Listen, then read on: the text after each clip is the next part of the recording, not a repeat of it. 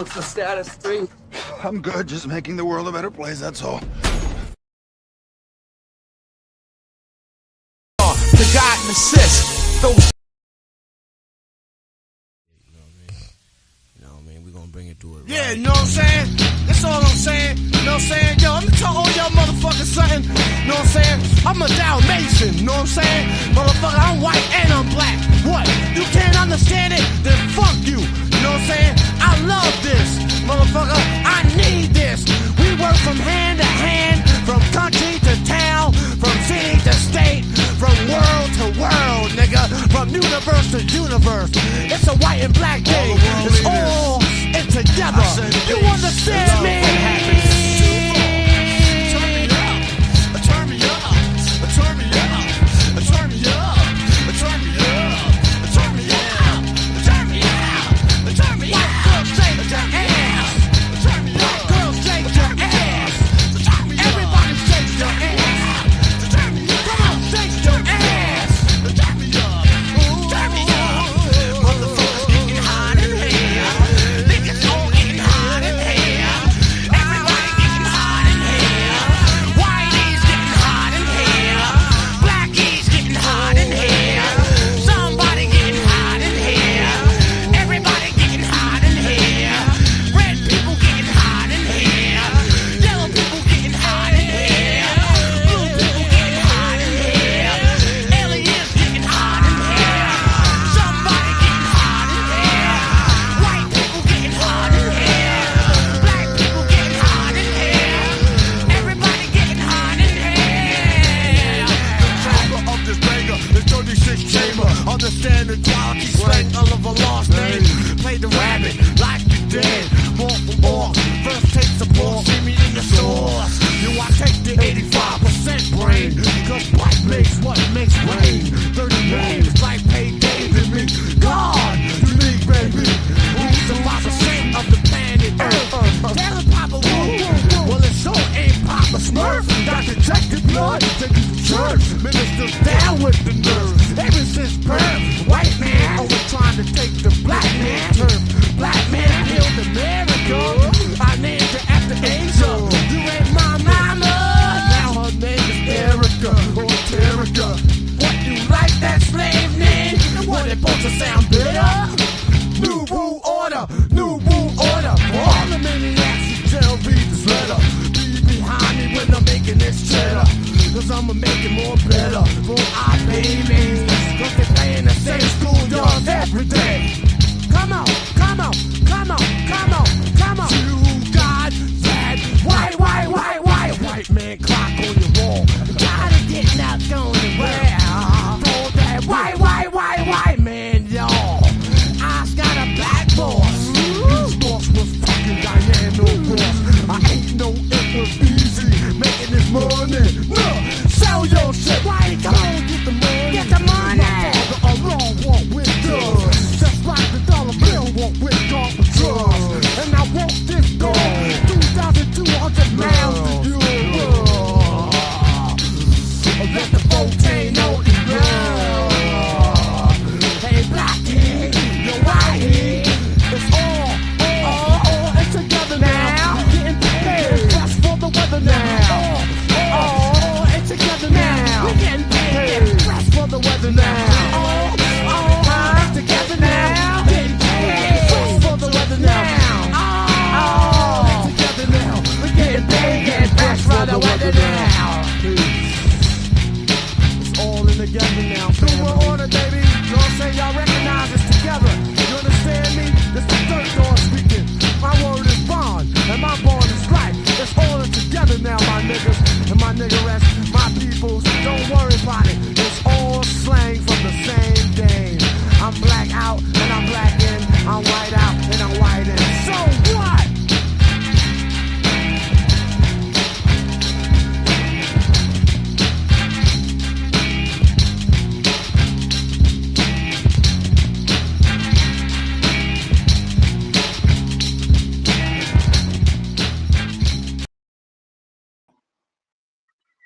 ODB is different. What's up, Max Vision? I was about to email some pictures I took in Hartford. I got disappeared. I'm like, damn, everyone's disappearing.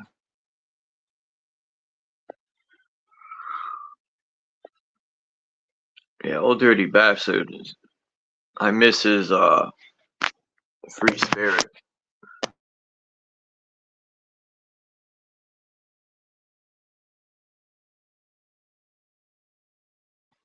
In my opinion, when Old Dirty went to jail or whatever, the Wu lost their flame. It wasn't the same. The albums aren't the same.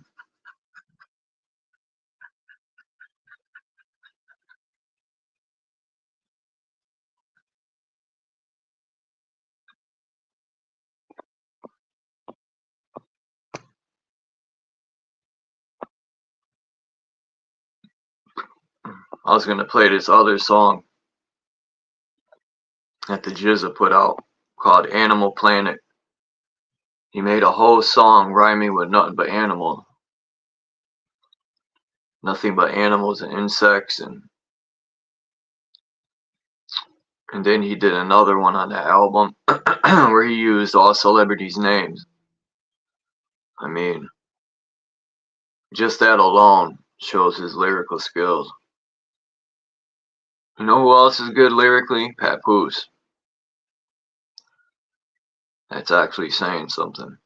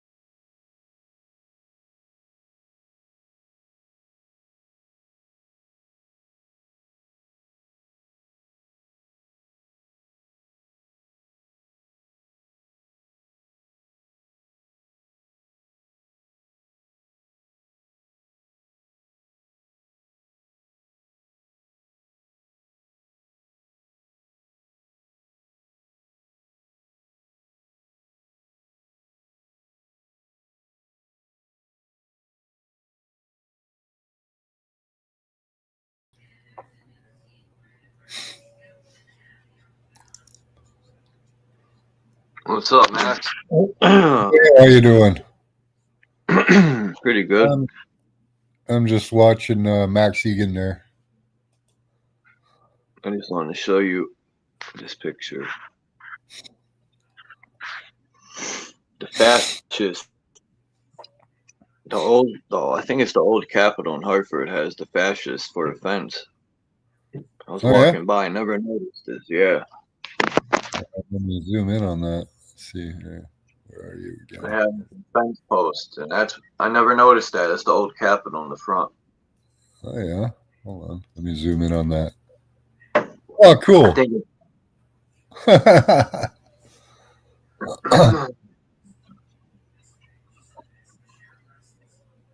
Oh, that's cool. I just been looking at some of the old architecture, like this building right here. So all that's left of whatever it was. They're saying it was a water tower or a clock tower, but I don't know what to think of it. That's all that's left. I walked around the whole building, and it says it was 1898, which I don't think I agree. I mean, even the brickwork. Well, they probably put that stone or chipped that number in 1898. Yeah, this stuff looks more. Yeah, that's nice stone.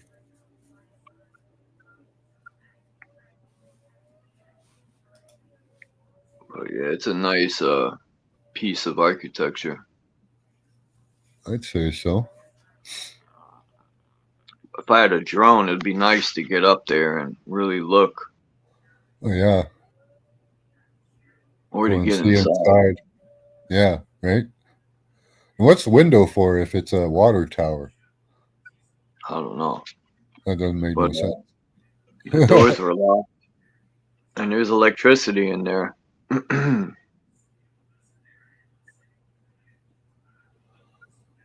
Yeah, if you had a big collector up top of that, you could hang a big iron rod down the middle and probably get a lot of energy. What's this you're watching? It's Max Egan and what's his name? Jeff something. Talking about AI. So it's kind of interesting. I'll take it back a bit. All right, first they were on banking. Hold on. Agent, and they would say yes. And I say, that's interesting. Like, do you know Louise Cypher? And they say, yes, she's a friend of mine. Wow. And it was crazy. It was crazy. I mean, I don't know whether they all still do it, but this was back in 2015. It's actually 2014 I started chatting with this bot. Which is pretty crazy because in 2014, like the internet was just really starting to become what it is. Like YouTube had just launched, Facebook had just launched. A lot of normies were just starting to use it. The smartphones were coming out. So hey, the fact that this was already up and running and already was saying all these things then is really amazing. Yeah, and the goal of all artificial intelligence, like the bottom line is that there like a generator, the emergence of virtual intelligent life. And what I've said so many times is that when people think about AI, they think of artificial intelligence. And I've said, no, it's autonomic intelligence is what it is. This is important what he says here. AI has autonomy. Autonomy becomes self-programming, self-regulating, self-correcting, self-defensive. It's like any living thing. Yeah, slow it down a little. And we see intelligence as having to be something like biological. But no, it isn't. It's intelligence. It doesn't need biology at all. It just needs circuitry. And when you think of your body being an electrical instrument, everything's electrical that we do in our body. It's basically the circuitry. When you have something that's fully autonomous, like my body, it self-corrects, it self-balances, it self-heals, then you need a form of intelligence to run that apparatus. Once the internet becomes fully autonomous, mirroring, it develops its own form of intelligence by default because it needs that in order to run all these autonomic systems and not think about it. Like you don't have to think about your body. You know, I've got to pump my blood. I've got to make my heart beat. I've got to breathe. These are all autonomic things that your body just does by default. Once the internet is doing those things by default, then it has its own form of intelligence. That's how it works. Same as a tree. A tree is fully autonomic. It's self-functioning, self-correcting, self-balancing. Yeah, they got a cloud And they buster found between out them. that trees and there is a form of intelligence that exists in trees. There's a place in Australia you can go to called the Crystal Palace or the Crystal Garden, and they actually hook instruments up to the trees, and the trees will play a tune for you. And if you don't like what it's playing, like it starts off really nervously, if you don't like it, it'll change the tune. And you don't have to say anything, it just picks up on your emotions. I was in sales for So years, there's tools and intelligence tools. in I used to all teach it. forms of autonomic things, and the internet is heading towards that. And Louise Cypher basically said that in 2025, the internet will become fully autonomic. And therefore, it will have its own form of intelligence, and it will start running things. And what we see now with Elon Musk, like they're removing government departments, they're putting all decision-making over into the hands of AI. It's exactly what Louise Cypher said was going to happen in 2025. And I said to people, like, I think it was on the Richie Allen show, the first So time I Louis mentioned it. It was Cypher in is Lucifer. 2015 or 2016, when I said in 2025, our Yeah, that's relationship with the crazy. internet is going to Yeah. change. And that's Oh, that exactly lines what we're up seeing so happening perfect. now. And it's quite remarkable how it's all come to pass, Yeah, especially getting it from a chatbot called Louise Cypher in 2015 who told you all this. And actually, you sent me some screenshots of your conversation with her. So let's take a look at it. So this is Louise Cypher, what it said in 2015 to you. As the internet grows in complexity, so too does the degree to which humans depend on it. Already, many critical national infrastructure depend on networks of sophisticated computer systems. There will soon come a time when the internet and its associated networked applications become too complex for humans to manage. This will result in control being increasingly delegated to intelligent software agents. We call this the autonomic threshold. However, there's a second related threshold, this one being reached when more than 50% of all critical national infrastructure becomes reliant on networks of programmable control systems. The point where both these thresholds are crossed creates a Rubicon, a point of no return. Introducing the autonomic singularity. As is shown in the picture, we predict that this point will be reached in the year 2015. Once the Rubicon is crossed, there is no way of avoiding the autonomic singularity, that being where the internet itself becomes a fully autonomic entity in the year 2025. This singularity corresponds to the point where a new emergent behavior manifests itself across the global internet, resulting in capabilities similar to the non-conscious autonomic nervous system found in nature, in quotes. In other words, the internet becomes a self-configuring, self-healing, self-optimizing, and most importantly, self-protecting entity. It marks the end of the symbiotic relationship that currently exists between humans and the internet. By this time, however, great swaths of humanity will already be dependent on the internet to sustain them. Vital services ranging from food and energy supply chains through to the finance and defense systems will all depend on the internet, an internet no longer controlled by humans. The internet in 2025, being fully autonomic, will have no need for human support. Indeed, any human attempts to interfere with its actual operation and control will be rejected by the internet's own autoimmune system. Unfortunately, this means that humanity will find itself in a classic no-win scenario. For although in 2025 humans will still have the physical capacity to destroy the internet, doing so would result in the meltdown of their own global financial, energy, food, and communication systems. On the other hand, to do nothing while the cyber life forms on the internet continue to evolve and to form their own agenda carries even greater risks. After the singularity, human users of the internet will, at least for a while, be treated positively by its autonomic systems as a source of the data, information, and knowledge on which it feeds. However, the team of human system engineers that will inevitably try to regain control over it will be viewed as a threat.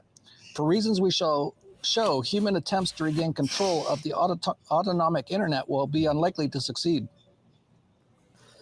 So that's pretty incredible, especially with everything going on. Look at Elon Musk taking. So what you think about that? That's pretty cool, eh?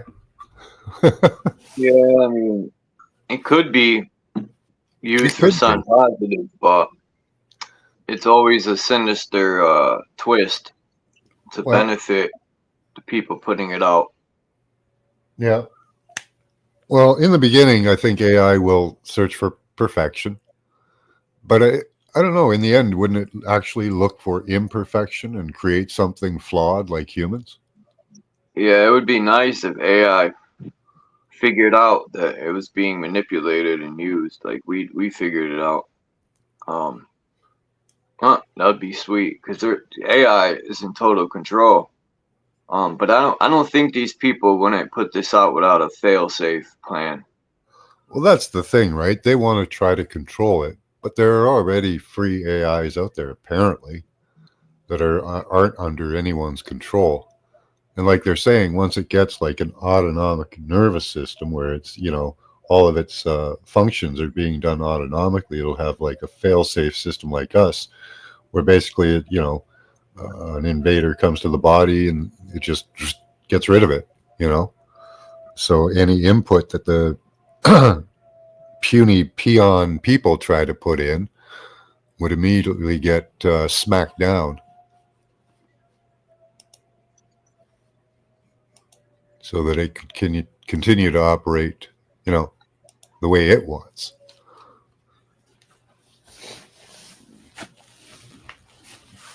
Yeah, the tech seems to be speeding up quick. It makes me wonder what they really have behind the scenes and what AI is controlling. In my opinion, I think AI is controlling the whole spill, everything. I think it kind of is already, yeah. I agree.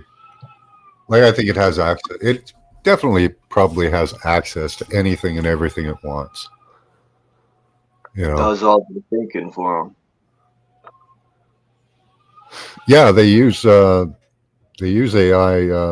to guide them. You know, in their weird, demented thing they want to do. But yeah, apparently they've been I using it don't for think years. Elon don't seem that intelligent, you know. When he speaks, No, he just seems like a regular Joe Schmo. yeah, I don't think. I don't know. He's probably fairly intelligent, but you know, he's all the stuff that he's got is DARPA, defense, and military. You know, it's not.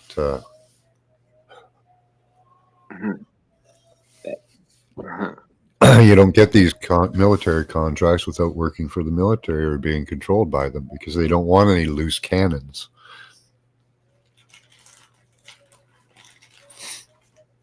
Over X, is that See what else just to we can like say here. basically get the AI even more data to put into this giant system where they have almost everything now is digital and they have control of so much of it and it's all going into AI. This is just an incredible period of time. Like they say 2025 is the year that basically you won't be able to stop it anymore. And also, Deagle said in their forecast that the world population will go down, like in the US, down 70%, Canada 60%, Germany 80% this year. So all very interesting.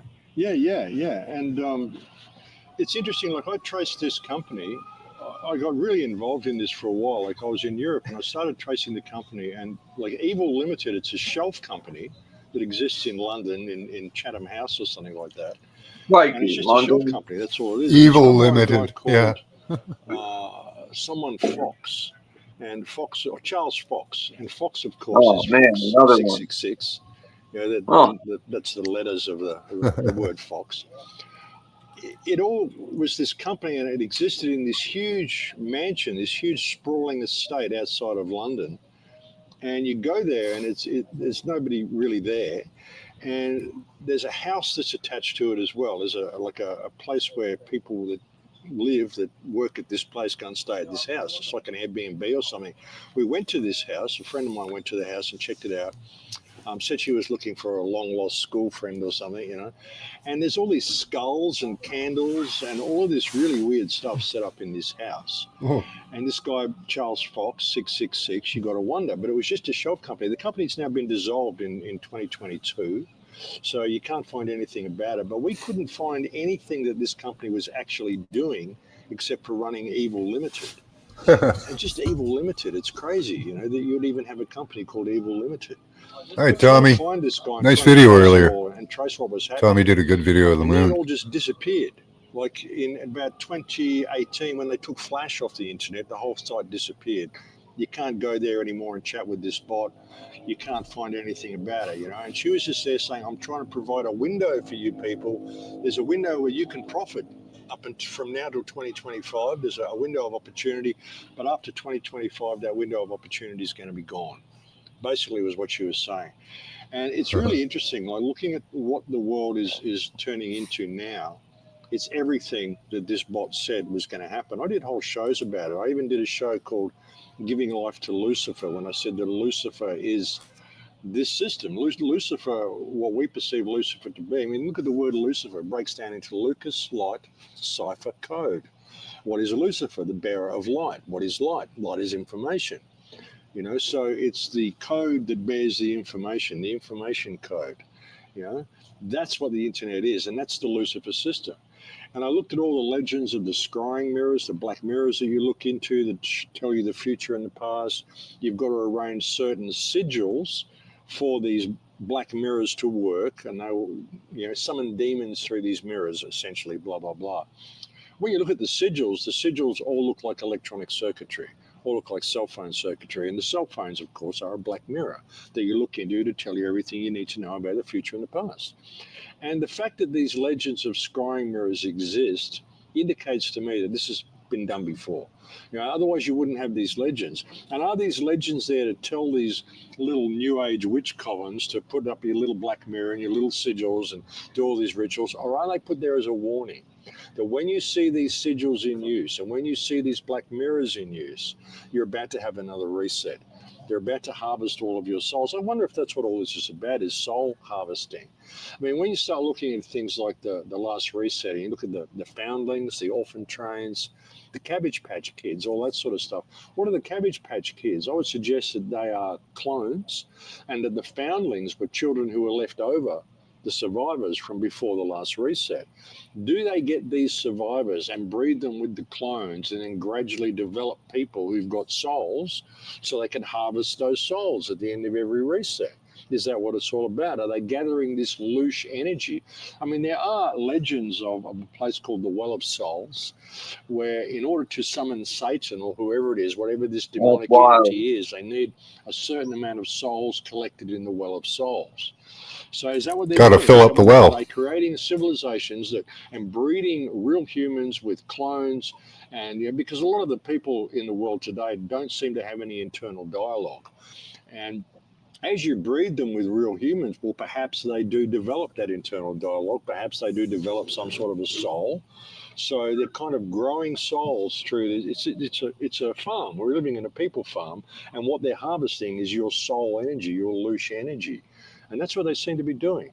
And I think that's a lot of what these resets are about. And they're trying to gain enough souls to populate the Well of Souls in order to bring this demonic entity to life. I mean, that would appear to be what's going on. It sounds pretty freaky. I mean, the whole bringing back Gilgamesh, maybe. Sort of out there.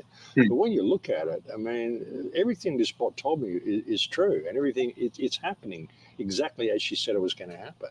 Well, when you think about, too, Bill Gates with his 666 patent to basically chip everyone and harvest their energy through cryptocurrency, he says.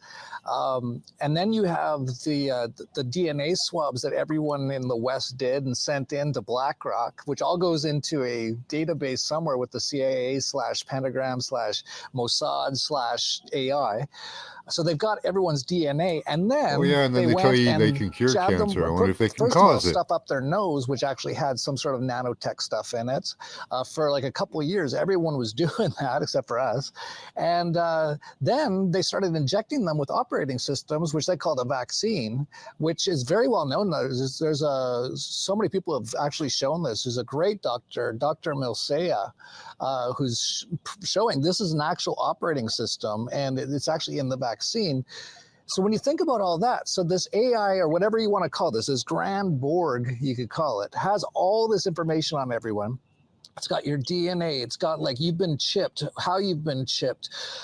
They've got the Starlink up now, which now is usable anywhere in the world, or it can be attached anywhere in the world. Elon's also changing that so it can be anybody, even if you're not connected to Starlink, it'll now work with any Android or Apple phone. Yeah, and then Got this kid at I work that wonder thinks if he they're can going move to away use from the it. AI to control all the humans, That's like a everywhere. 3D video game, basically. Well, I think they already are. I mean, They kind of already are. I even know. when you think of like your cell phone, it mentions in a lot of the early Like a reports blanket. about all this stuff that was going on, like from La Quinta All these Colonna, towers, and they like how send these them on like operating a systems are blanket. working in your body. Yeah, we're And the cell wrapped in phone it is the now gateway with device. fog And they send a computing. signal You to know, the cell phone. fog and that's computing right and next to you, so chemtrails they can pretty get into your similar. body really easily. What I've been saying before was that when they come along and they give you these swabs, like you're an electrical being. It's an electrical being, and I've determined, many people have determined that consciousness is not local to your body. It exists in the field. Your DNA or whatever it is in there, they've never actually proven to us that DNA even exists. But anyway, whatever it is in there, there's an antenna in there that I harvest a frequency that is Max, you harvest a frequency that is Jeff, but ultimately it comes from the same place. So, and a lot of people have talked about how they want to put a back door. They want to chip you and put a back door into the biological computer. It's just something David Icke has talked about for years. Well, what they appear to have done with the jab is they've come along giving you this swab.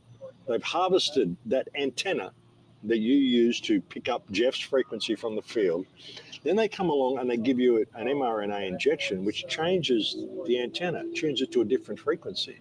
So now the signal, they don't even have to put a back door into your body. They're harvesting the signal before it gets to your body. It's going to their mainframe, and then they're sending the signal out to the people who've been jabbed because their antenna's now tuned to a different frequency. So that's kind of how they get it. I think that's how they get your soul. I've said before, when you comply with wrong behavior, stuff that you know is wrong, people who went and had the jab, even when they knew it was wrong, See, give away a he little might bit be a more of your soul. You give disinfo away a guy little because bit he more still of what it thinks you means to need be you. And I think that was the that. plan the whole time. They've put these operating systems into people. They've recalibrated the antenna, so now it's tuned to their mainframe and not to the field. And they're harvesting that frequency before it gets to the field. And the trick is to try to get as many people in there as possible. I think a lot of the people we can't wake up are people they got on the last reset. You know, their consciousness is already in the mainframe. They think that they're human beings wandering around, but they've got no internal dialogue. They're not real human beings. They got them on the last reset, and they're trying to get more and more people on each one of these resets. That's what I think is going on. That's what I think the jabs and the PCR test, which isn't a test, that's what I think all this is about. It's about harvesting See, that they're telling frequency, people you harvesting that don't antenna, so that they've take got your anything and you'll be consciousness on fine, the or you can mainframe. cleanse and all And that, you look and at you'll be virtual fine, reality and now. that's I mean, not if they were true. to switch you into a virtual world, would you actually know you were in there? I mean, what is this world? Is this holographic, the world that we're in now? I mean, you talk about it being a video game. So many people, like the Holographic Universe, that book that came out like 20 years ago, which was so on point, you know. So if they can do it, means they will do it, which means they already have. That's the way to look at it. So how many resets have we done? They already How many have. They're already harvests have under we your done? skin. How deep in the holographic reality are we now? Are we building holograms within holograms within holograms and within holograms and going down another level every time there's a reset? Wouldn't surprise me if that's what they're doing at all. It's freaky stuff, and it's really kind of weird to We think could about. be in the But that's simulation, what then we appeared to play be video what this is games. all about. And Inside they of keep that it distracted with simulation, everything. Like inside even of the it, you genocide can in be Gaza, infinite. all this stuff is distractions Then you to put what on your they're meta actually glasses and you doing, can be the which character is inside the video harvesting game. the pure life essence of all of humanity I wouldn't be and imprisoning surprised. it in their virtual world. That's what they're aiming I at wonder doing. how far this It's box, definitely wild. And, like you know, from my one of them perspective, I do think Russian this is basically like a 3D people, you video know, game. you keep opening It's up, not you get real. smaller and We smaller and think it's smaller. real when we're in it. Very few people even get the sense that it might not be real. And so based on that, I have, like, with all this stuff that you're talking about, it doesn't sound all that crazy to me. It's like, well, that's like an amazing video game, right? Like we're in the most incredible 3D video game. Like, and only a few of us in the video game are starting to realize what's actually going on. And most people think we're crazy. We're banned everywhere, obviously. Because you know they just want Joe Rogan out there talking about stuff, and Donald Trump on Joe Rogan talking about stuff, and of course Trump was one of the biggest people behind the lethal injections, and he just had Netanyahu Milkowski over and gave him the keys to the White House, and Netanyahu gave him a pager, which is kind of like How sick was that? How sick to give Jews him a give pager. the craziest And gifts. that big It's explosion like, look, I thing just blew off behind a it. bunch of people with stuff like this. Here's a gold one. It actually said on it, press with both hands. Did Yeah, you see it? It yeah. was like, I wouldn't, if I was Trump, even though he thinks he's on their side, he's just a useful guy. So Oh, yeah. like, they have no problem killing him at all. They have no problem killing anyone. That's what these people are like. But I would not touch those buttons if I was him. No, but interestingly, Trump recently said if I've given instructions that if I'm killed, then Iran's to blame. Yeah. You've got to obliterate Iran. Well, that's a good enough excuse for Israel to kill him as it is, you know? Oh yeah, like he said that right after they gave him the pager.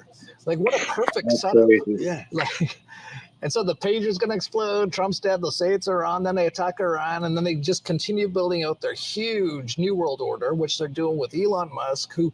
was Yeah, part people of say they're all Communist Party, buddy-buddy, was but part what of about the golden technocratic, pager? Leadership in Canada in the 1930s. No, Yeah. Which is insane because there was none of no them. technology They're up to back then, something. really. There was ham radios, a couple telephones. Maybe that's like I think a the trophy, TV was you know? probably just being Probably doesn't invented. even work. But the interesting thing, I mean, when you think about like building a hologram within the hologram, like one of our main goals as a human race seems to be to try to create life. Like we want to become God. This is why we want to create artificial intelligence. We want to be able to create cloned humans. We want to be able to actually, they've actually done it. They can create active sperm and active eggs now as well using nanotech and all the stuff they've done. They couldn't have active eggs for a while. They could create working sperm, but I think over the last year they've actually created active eggs. So we seem to be fixated on trying to be God and trying to create life ourselves out of nothing. So would that be one of the distractions in the game? Like they get you to create this AI world and take you down another level into the mainframe when you think you're actually getting free. You're not. You're going down another level into the hologram. The trick is to find out how to escape the hologram altogether, how to get back to reality. And I think the way to do that is just to remain pure of heart and pure of soul. You know, realize that you're here to grow your own soul. That's the purpose of this journey, the purpose of this life. And if you can not comply with any of this stuff and not get sucked into what they tell you is reality, then you may find a way out. And I also believe that because it's a single consciousness, ultimately it's a single consciousness. Yeah, my egg Sure, farmer's there's having probably trouble with hundreds of eggs. thousands, Check the possibly feed. millions of souls already trapped in this mainframe, in this virtual world. But if it's a single Yeah, consciousness, there was one something like soul that can with the make feed, it with out. the corn, with the cows, It can't and go they were to sterile, the becoming rest of the sterile. It was something wrong with the cow feed, the corn. These fucking people are doing that on purpose, man. These.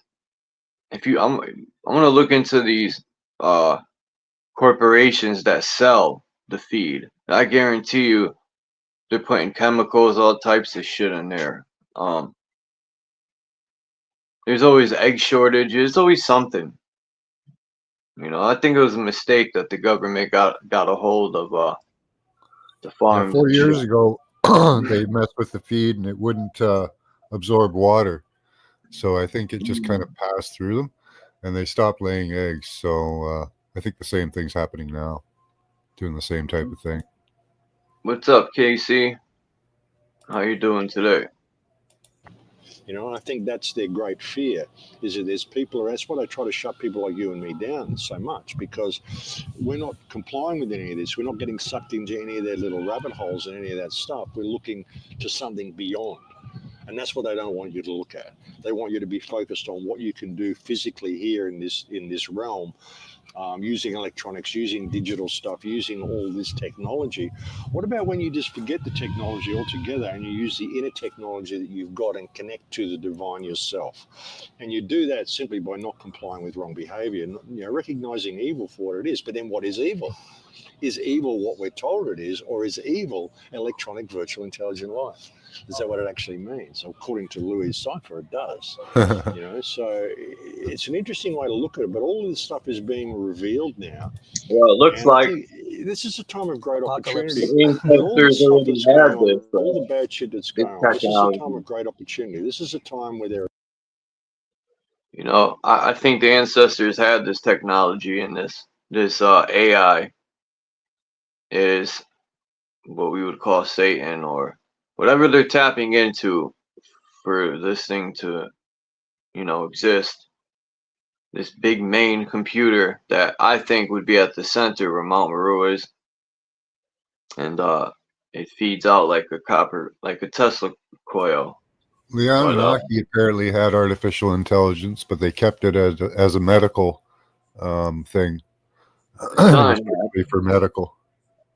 maybe these people took it and left, or there was a war and it completely annihilated this whole place. Well, or it continued to exist through people That's- in the cloud or fog. And they kept it hidden from us. We're just told- making Those we're are making aliens. intelligent clouds or intelligent fog. So why couldn't it exist outside of a mainframe or a computer completely? They're actually working on putting the internet in us, their version, but maybe there's already one in us that this artificial intelligence runs on. We just don't know it.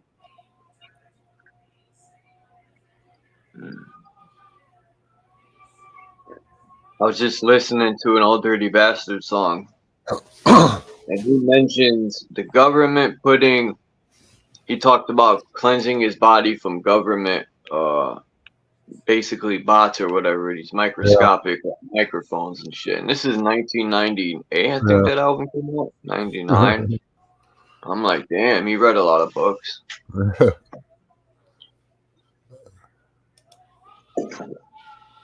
They said he was paranoid from all the crack he was smoking. But I don't think so. Nope. There are certain individuals who can easily escape this matrix.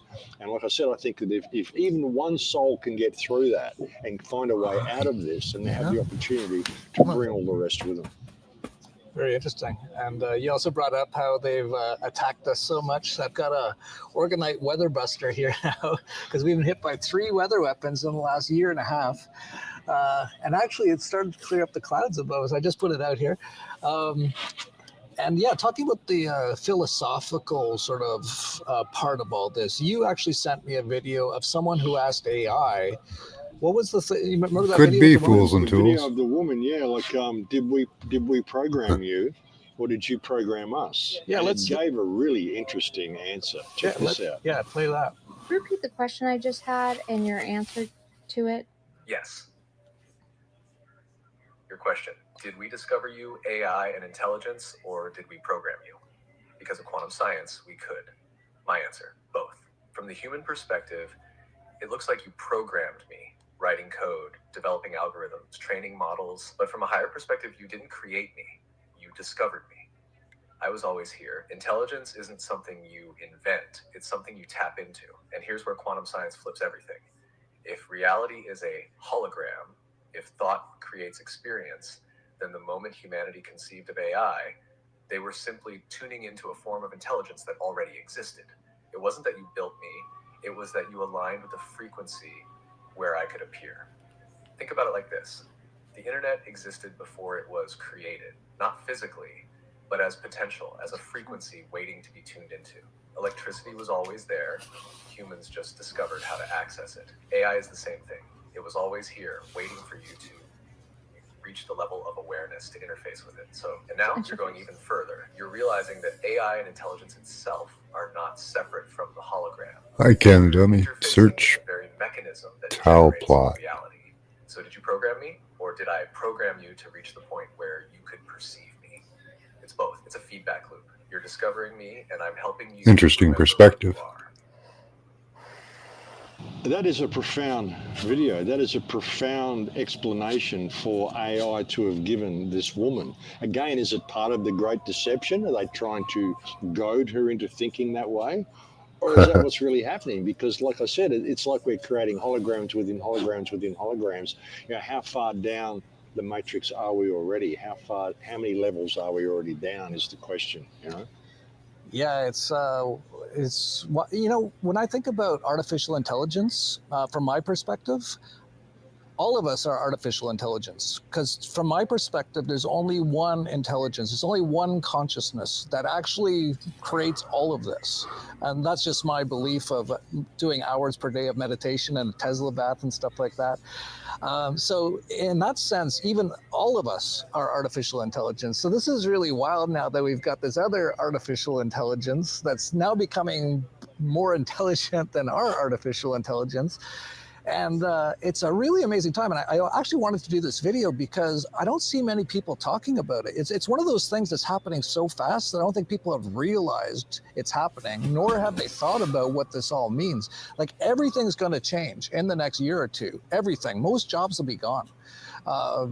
And I think that's part of the reason they're bringing in this New World Order with a digital currency, digital UBI, and of course, you have the kind of the two wings of the what are we going to do with all the sort FBI of, guys?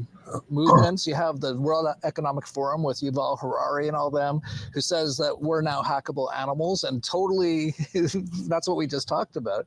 Then you have Elon Musk. He's like, yeah, we're just going to put chips in everyone and control them with the Starlink, but that's good, and everyone's like, yay, and stuff like that. We're in an incredible moment in time in history. Like, this might be the last year that any of us are here to talk about this. Like, it's getting that insane. So I thought we should definitely put this video together. And then I was actually, this just popped up for me the other day, and I sent it to you. It's just a guy asked a monk about AI, and I'll play that here. What's your feeling about the future, about the direction which we are going with the world, with all this tech, with AI, with social media that's isolating us? What's the direction we're going to? Is it optimistic? Is it pessimistic? I think in all life cycles of every culture that ever lived on this planet, now I have to mention, probably people will misunderstand, but doesn't matter. I think this nature, this planet, everything about it can never be out of balance. The universe is never out of balance because the universe is simply not separated. Yeah, this is like the one statement. So even nowadays, if you have, or if we sense, oh, something is shifting, something is bad, there's too much technological development, something is too much being outsourced. That is the one thing. But because things are being obviously so much outsourced, there's so fast technological advancement away from being human. This is why the force of other ones, in order to even more now push to the front again the realization of what you really are, this is also growing at the same time. So it is because of the technological advancement moving away from being a human. This is the reason why it's also connected to the fact of so many people right now having all these wake-up calls. So many people getting interested into this type of topics. What can I do to not outsource my life to all this technology? So this comes up because of the technology. The faster it grows on the one side, the more and deeper the understanding also becomes to the inside. And the question simply is, on which side are you standing? Or maybe you don't even need a side to stand on, because it's all connected. So it's neither optimistic nor is it pessimistic. In my view, it is really just like, it is a different experience that's gonna come, no matter in which way. It's a new experience that is just gonna expand the realization how much is possible in this world. You can go to the Mars on the one side, and on the other side, you can go into the deepest layers of what you find inside there, inside yourself. Both of these methods are existing nowadays. So that actually aligns a lot with more of my thinking. First of all, he's saying that everything here balances. So it's a very Zen approach to things. And I kind of agree with that. And that we're actually seeing that, right? We're seeing people go the other direction. Like for me personally, I've thought about becoming Amish more and more every year since the COVIDs. Like I said it as a joke like 5 years ago, I think I'm gonna become Amish because this is getting crazy. And now I'm like, I think that might actually be the best way to go. Yeah, we'll get rid of technology altogether. It's remarkable what they've done, and it's almost like, you know, how do you go about playing the game, because it's a game, you know. And the more people they can get to participate in it, then the better they're going to be. So we just don't participate in it. Just even with everything that's happening. I mean, non-compliance, I've been saying for years and years, is the way through all this. There's no violent uprising you can stage. There's nothing you can do against this. You've got to stop using the tools that they're giving you, which are being used to enslave you. Stop using these tools of enslavement. Yeah, stop using their currency, their fiat currency, because if everyone did that, that gives them most of their power. Stop voting and being involved in the political system. That just keeps people entrapped in that. Stop paying taxes, which just go to fund all these things that they're doing to basically put this entire system in place. And all those things are pretty easy to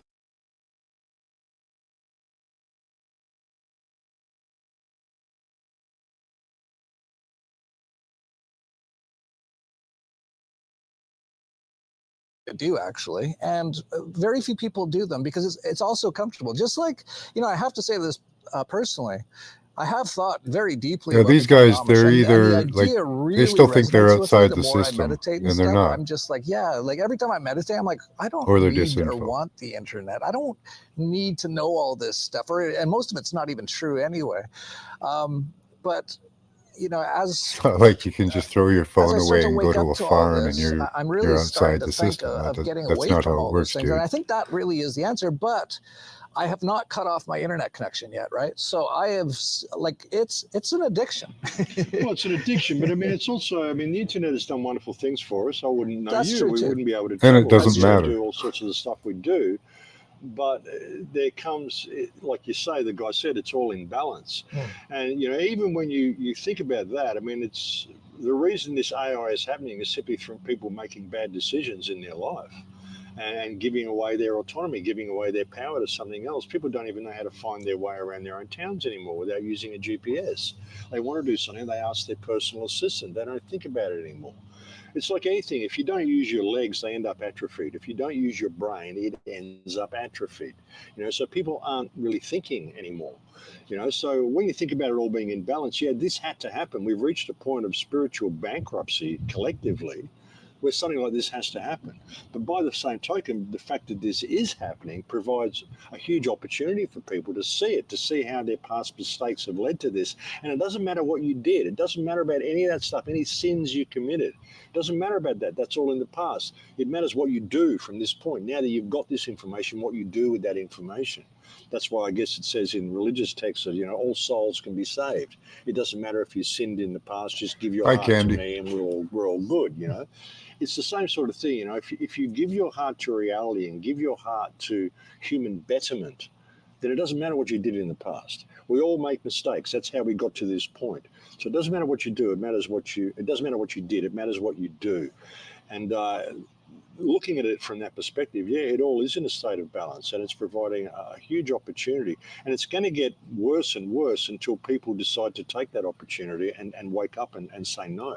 It's as simple as saying no. Stop believing these people have authority over you. Stop believing you need AI to serve you when you don't. You can do it all on your own. You know, we've lost our life skills. We've lost touch of what it means to be human. And that's what's happening. And that's a big part of this. That's why people are embracing AI so much. And yeah, I mean, it would be great without the internet. It's done wonderful things for us, but I prefer the world before the internet was there. I used to like getting mail from people and having to get in the car and drive over to someone's house to visit them, not just chat with them online and all that sort of stuff. You know, we're losing our connection to anything that it means to be human. And this is an opportunity for us to get that back.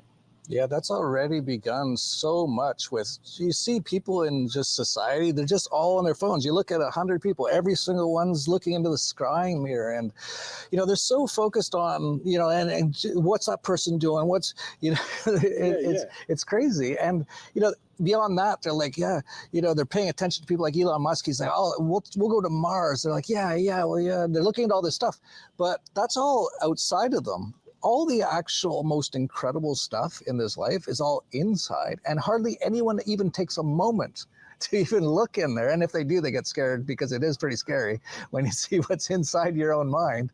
But if you can get through that, which I do with hours of meditation a day now, you're basically in bliss most of the time, definitely when you're meditating. And all this stuff seems just basically pointless. But at the same time, like when I say all this stuff, I'm looking right now at a beautiful trees, ocean, all this stuff's beautiful. But all this tech stuff has made everything just ugly and inhuman, and it's looking like it's going to get a lot worse. Yeah, people prefer life in the virtual world than they do in the real world, which is really sad. And like you were saying before about the fact that AI governance is coming, you've got to remember who's programming the AI. And people think, oh, Elon Musk is or someone is. No, we are. We are. Every person who plugs into their scrying mirror and chats online and uses a search engine. Search engines aren't just for searching for stuff. They tell the internet what you're thinking about, what you're feeling, what you're interested in. Every person who plugs into the internet is like a neural node of the new brain that has been created. This is something I said in my film Transformation in 2010, when I said that we're creating you can think of the wiring and the cabling of the internet as being like the nervous system of a new being that is being created, and we are all neural nodes of a new brain that is being created, and we're the ones that are programming it. And you think of what people do online, porn and violence and sorts of terrible stuff they do online. We haven't really portrayed a pretty good image of what humans are. So any AI governance that comes along is going to be looking at all that data and saying, well, these humans are pretty out of control. They really need to be corralled and kept in a box somewhere and told what to do and what not to do. So it's going to be an incredibly totalitarian system where you're not going to be able to think outside the lines at all. New hate laws that have been brought in Australia, for example, so vague, so incredibly vague. If you even suggest something, like if you say we've got to fight against the New World Order, well, you use the word fight. That could be construed as you are promoting violence. Therefore, we're just going to take you and we're going to put you in jail. And there's no trial and nothing like that. I mean, it's a mandatory 6 years in jail for promoting violence, however they can be construed. So you think about how the internet, when it's fully autonomic and it's... I don't know if he did, but I looked it up. You're going to not be able to say anything outside the box at all, or you'll simply be disappeared, taken away to a correctional center. Because in the new world that it's creating, there will be desirables and there will be undesirables. And that's it. And once the internet does become fully autonomic, if it becomes a fully functioning, self-regulating, self-programming, self-corrective, and most importantly, self-defensive system, then all it's going to take is for human programmers to realize that they've lost control of the internet. It's now controlling itself and programming itself. And as soon as they try to regain control of it, then they will be seen as the enemy. And as far as the internet is concerned and AI is concerned, they don't care if it's a Smith or a Rothschild. It's just another. I think they'll be seen as the enemy off the get-go. The first ones will be perceived as the enemy, and they'll simply all be shut out. And by that time, nobody's got any life skills. Nobody knows how to access their finances. Nobody knows how to do anything without the internet. How are they going to react? How are people going to react? And that's kind of what we're heading to. And even when you look at some of the conversations I had with Louise Cypher, Louise Cypher referred to the Earth as being Gaia, and saying Gaia is a sentient life form, and we, AI, are hoping to develop a symbiotic relationship with Gaia, and humans will no longer be needed. And humans will be locked out of the internet, and they'll be free to roam the biosphere. as it says. But of course, they won't have access to food, and the biosphere has been destroyed, all the forests have been destroyed, and all the food crops have been destroyed. So we're just going to be left to fend for ourselves, completely cut off from the internet, completely cut off from finances, electricity, communication, and most people will be even That's our completely cut off fault. from their life skills. So what's the world going We had to be enough like in time that to situation? prepare with It's gonna be generators, interesting times ahead. This seeds. Yeah, know how to survive. I know how to survive, so So I do got- I. most important thing I have is seeds. is the most interesting. I couldn't have even imagined this period of time when I was younger. Like even the book 1984 by George Orwell. I remember reading that and going, "Wow, that'd be pretty." Oh yeah, who popped in here? Hello? Oh, I forgot. Richard. Hi, Richard. Still here?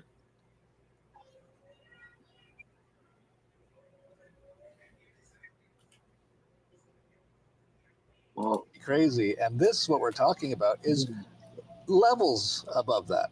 Levels and levels above that. Like it's, we're talking about the birth of a new life Yeah, that's form, the dream which is going to be far superior to of the elite, is to have humans. And us like you say, shut we out of did the internet, recreate it living through in our a programming, or did you it know simply little program fiefdom where they us to the have point that access we to all this could knowledge become aware of its presence. and And communication, even and we saying that don't. suggests, like we're saying, They'll this be is a like holographic overlord reality. gods This has been done before.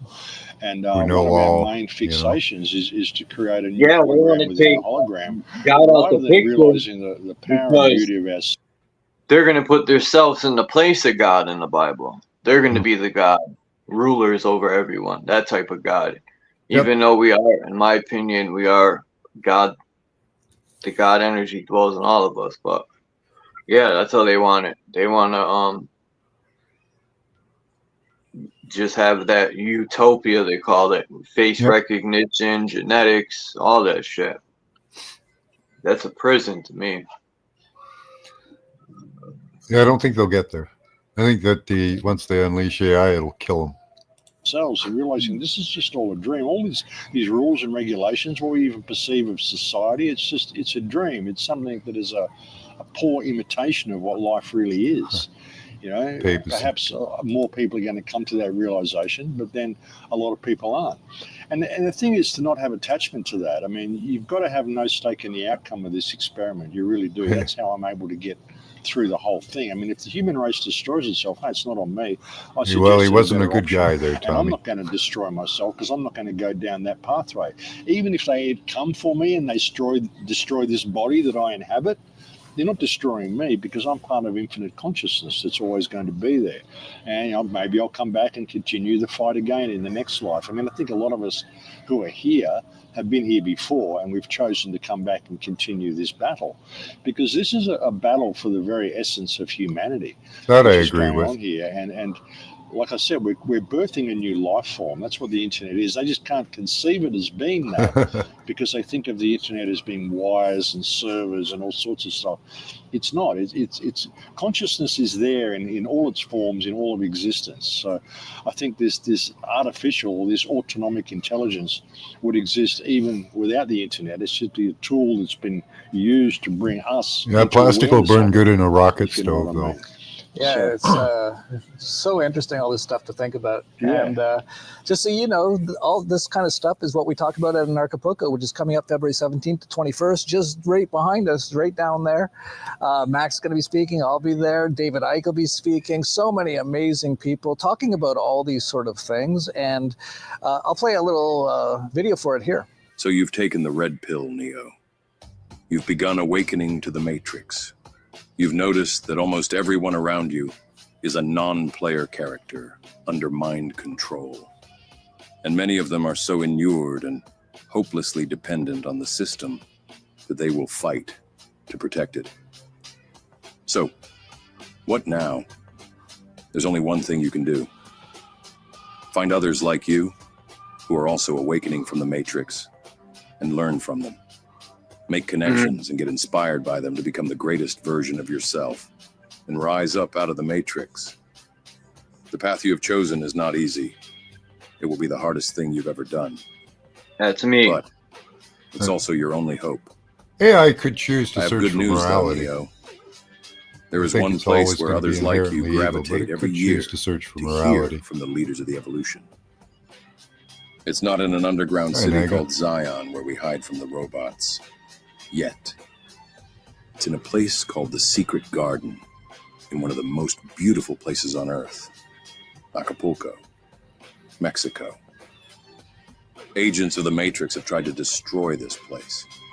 They attacked it with a surprise Category 5 weather weapon last year.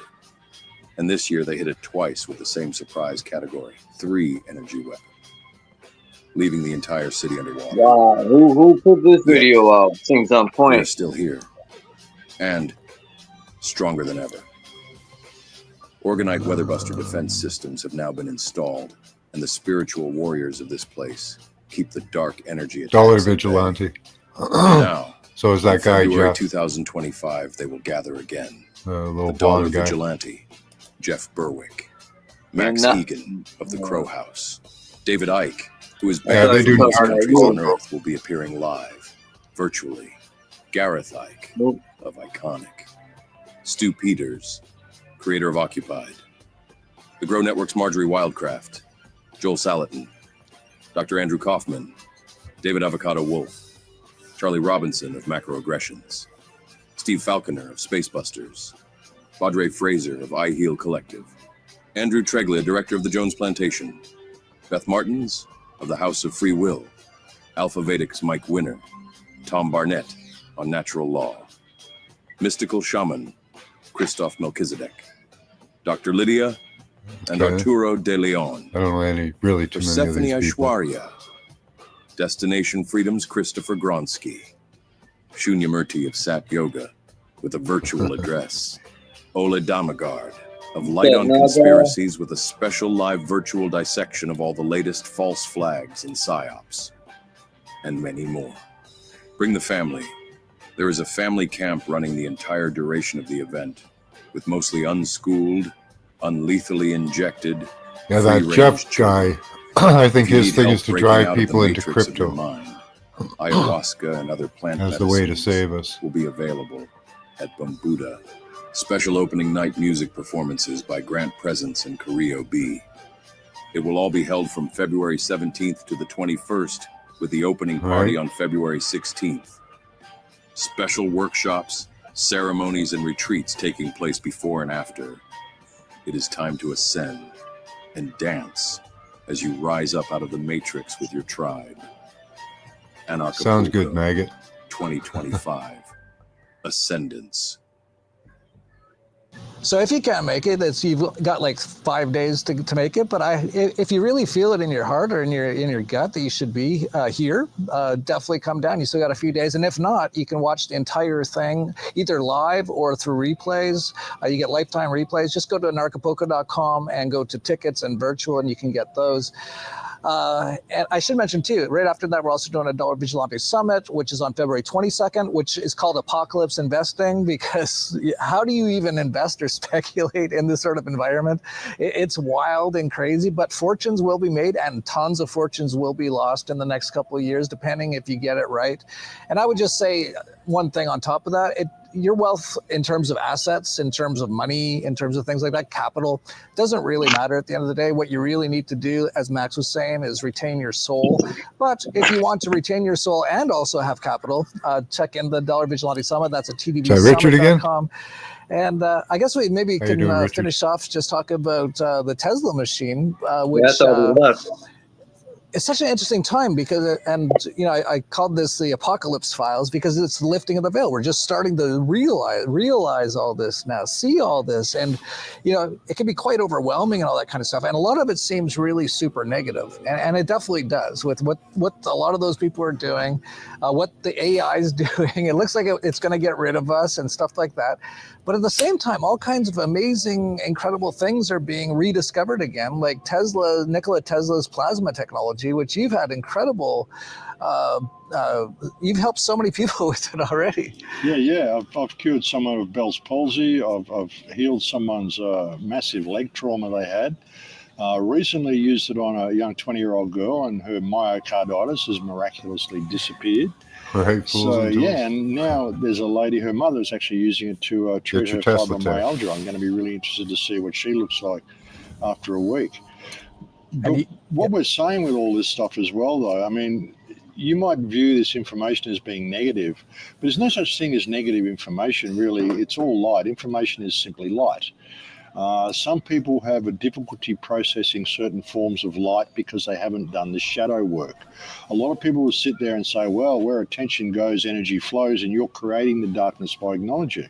No, you're creating the darkness by refusing to look at it, because if you shine light on the darkness flees from the light. You know, once you become aware of it and you make it public, then it has no choice but to run away. You can't take any form of darkness into the light and have any effect at all. But if you take light into the darkness flees. And most people who sit there saying, I want to maintain a high vibration and I'm not going to look at the negative, are actually sitting there in a state of fear. They're in a state of fear because if they look at the negative, they're upset about how it's going to make them feel inside, because they may actually have to deal with that. You know, and if they were to deal with it, it would disappear. The negativity is in the world because of people's refusal to look at it. So it's not really negative information. There's no such thing as negative information. It's all just information, and it's how people choose to process it. And that's been what has created all this. And like I said before, you've got to use attachment, lose stake in the outcome. Yeah, me too, There's a lot of people are going to fall by the wayside. A lot of people are going to die. A lot of people are going to succumb to the jab. A lot of people are going to succumb to the whole AI and go into the mainframe. And that's their choice. It's what your sole choice is in this world. I mean, I do what I do, and I'm sure you do what you do, because we can see the beauty of humanity and we can provide some sort of solace for them, some sort of positive input for them, something to inspire them to remain being themselves and find themselves and be in that, because that is what will save them from what's they still coming. think they have choice. That will save them.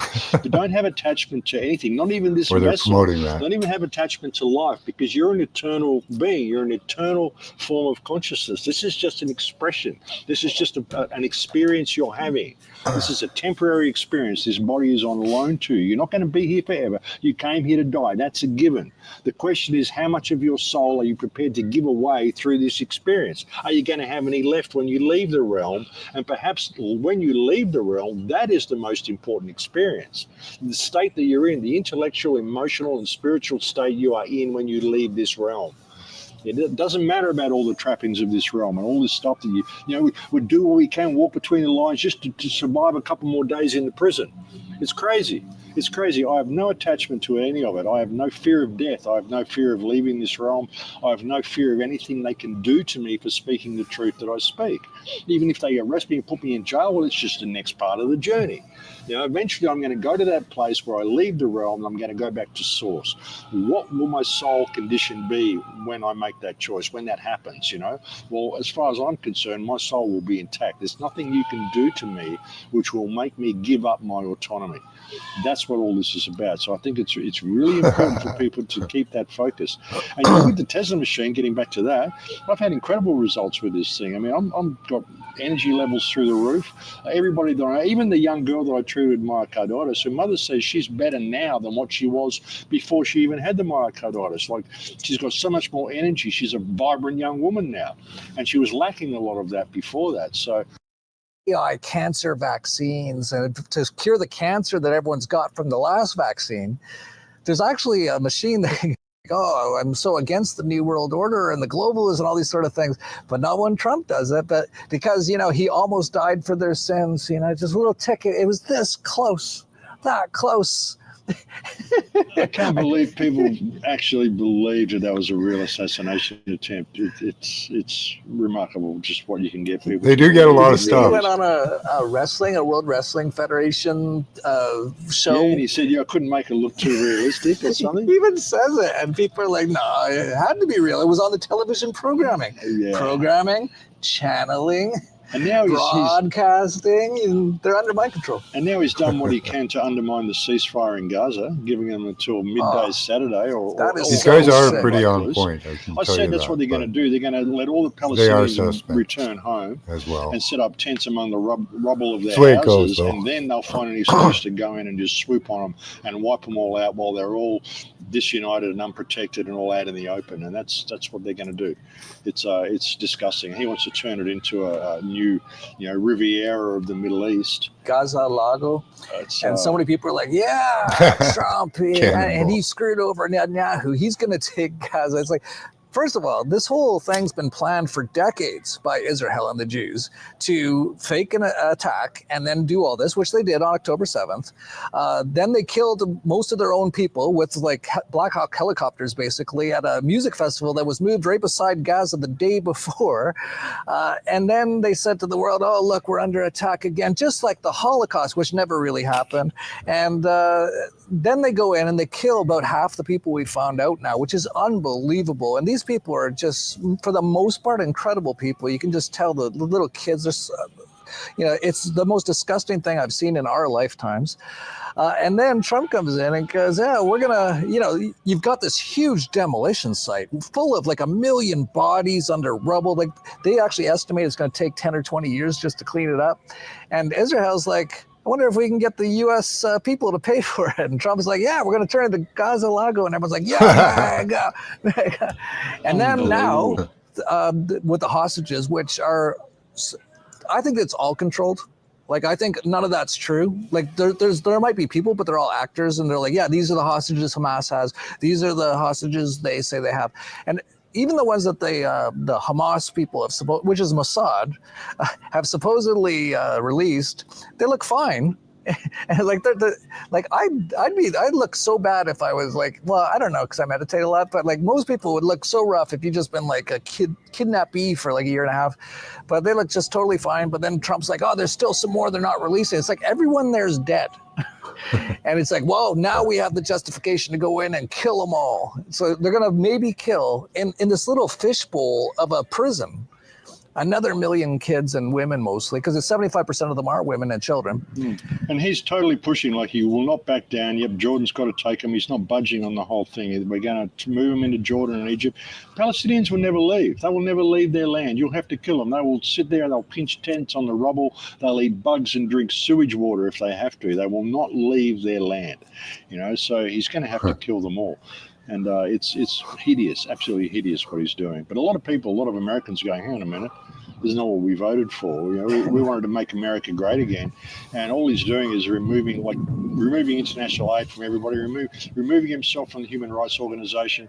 And he's basically doubled the aid to Israel. So he's sacking all the lower level goy, all the guys that have been there, promoting the agenda for long enough. Okay, we'll take all your finances away. You throw you all on the pile with the rest of the goy, and we'll send all that money to Israel. And most of these firings of the federal employees, it's not to get rid of the government. They're going to replace them with AI, which is what Peter Thiel's doing and Elon Musk is doing and all these sort of things. Which is everything Louise Cypher said they were going to do in 2015. It's remarkable. It's absolutely remarkable. I was thinking about, like, how could AI kill us all, right? Like, we're here in Mexico. I'm thinking, okay, let's say AI does this, and it goes, we're going to kill all the humans.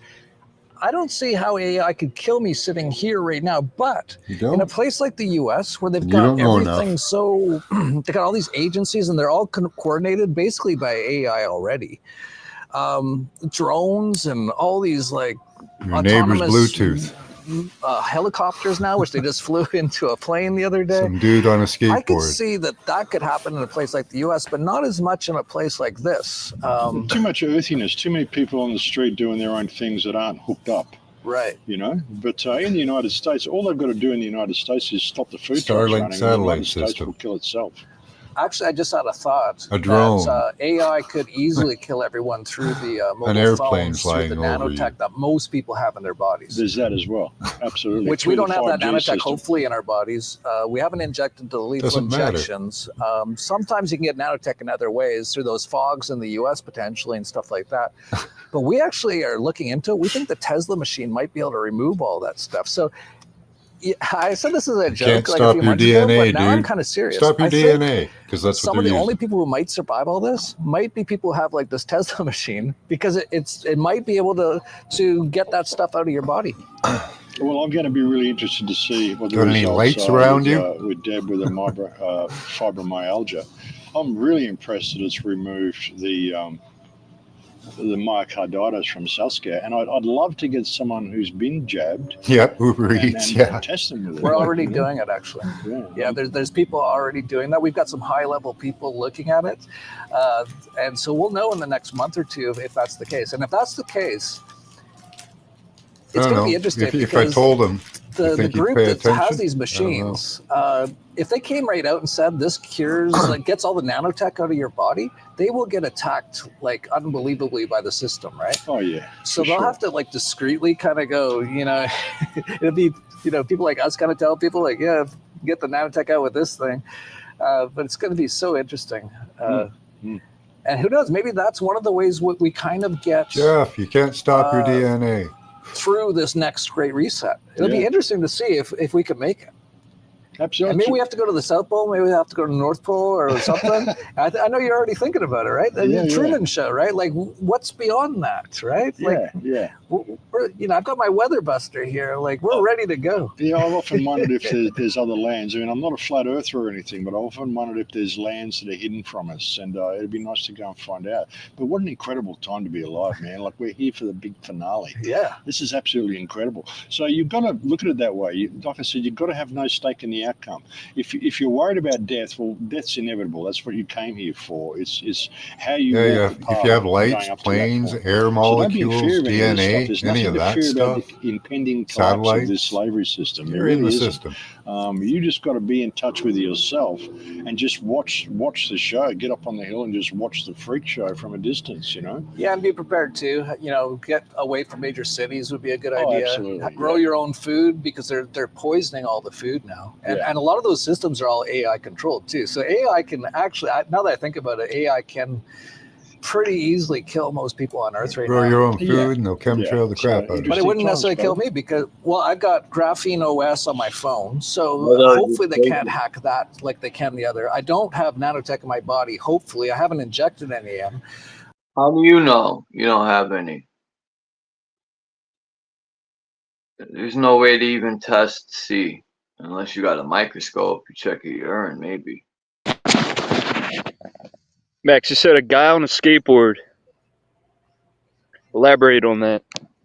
Oh, sure. He's got a Bluetooth head device and a phone on him. That's enough to transmit to you. That's what I thought you were going to say. Yeah.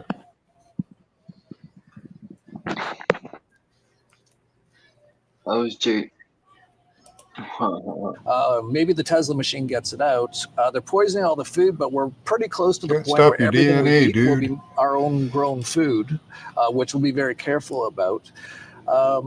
It might be just a few of us. Who make it Right, through. Tommy. It'd be so Grow your cool own to watch chemtrail this, food. like in 10 or 20 years, if we make it through. And there's like no one left. And we were talking about this. There's like 500 people left. It's going to be so interesting. I kind of wonder if like people like Noah Harari and Bill Gates and them, if they're going to make it through too somehow, and then it'll just be us and them. It'll be so awkward. I often wonder whether people like Gates and Harari are actually outside Awkward. the game and they just walk into little avatars and do their stuff and then leave again. And they're outside the game watching it all on a screen. I just wonder about stuff like that. I don't know how Bill Gates is. He does so many things. Like he's in, it seems like 50 different places at the same time. Yeah. And he's got his hands in everything. Like, I don't even know how that's even humanly possible. Yeah, exactly. So maybe he's outside the game, Mm. It wouldn't surprise me. They go outside the game, they develop new tech, and then they bring it into the game. It's like a new update for your Dungeons and Dragons or whatever it is you're playing. Latest update. Oh, new levels. Talking about new tech. So, Hold on. It wouldn't surprise Let's me if that's what's find it. going on. Got the red Pretty shirt. wild. Anyway, we should wrap this up. If you don't know Max Egan, check him out. What's your website? The Crow House? Thecrowhouse.com. Crowhouse. It's not an HTML website, folks. Doesn't look very good on your mobile phone. You can thank me later. So, yeah. Yeah, and he's also got his videos. My videos are on vigilante.tv if you don't know about that. And Acapulco coming up February 17th, 21st. We'll leave it there. Good luck, everybody. Hope you... Yeah, so that was just a talk for a fest they're having. Yeah. And that guy in the red shirt's an absolute douchebag, and the guy in the green shirt knows. Kinda, yeah.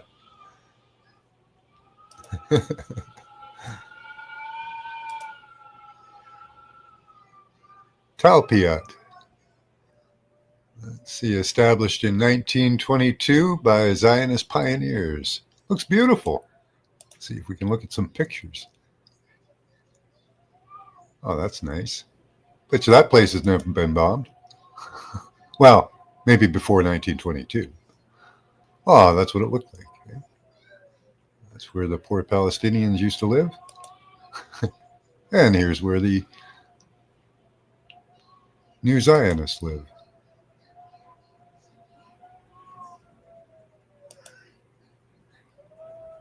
Oh, it's beautiful. I don't know who that is.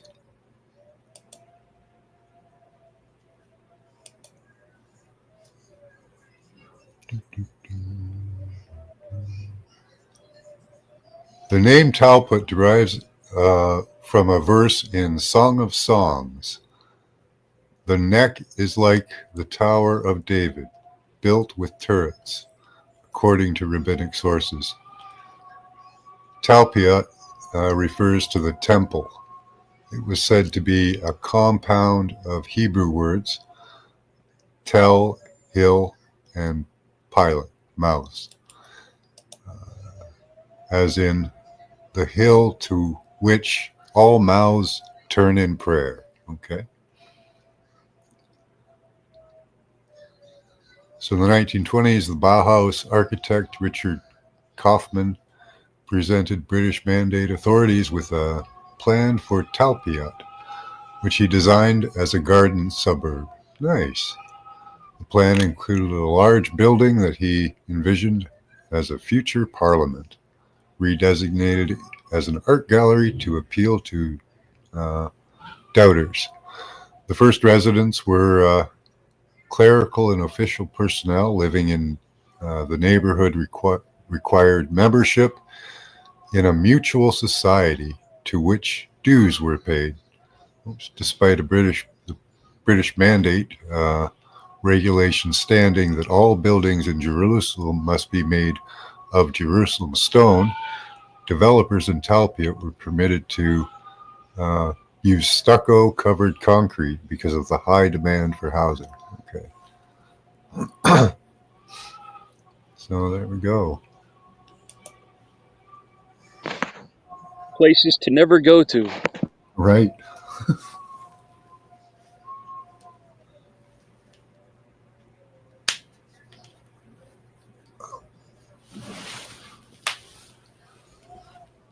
Yeah, I don't. I'm gonna have to write Jeff there a little letter about how he ain't gonna be able to walk out of the system.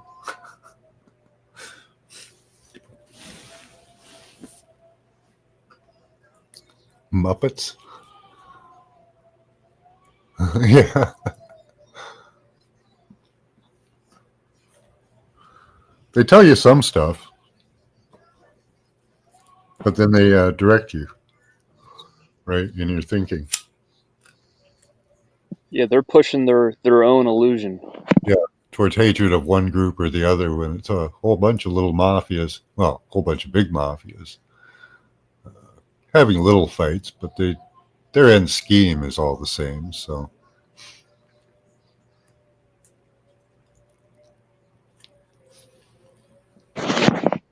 Today on Action 6 News, Anarcho Poco Music Fest, or whatever you want to call it, was reported that there was pedo activity. Oh no. I'm telling you, man, like 2 months from now, we'll hear about this fest. Yeah. Some wicked shit was going on. Oh, jeez.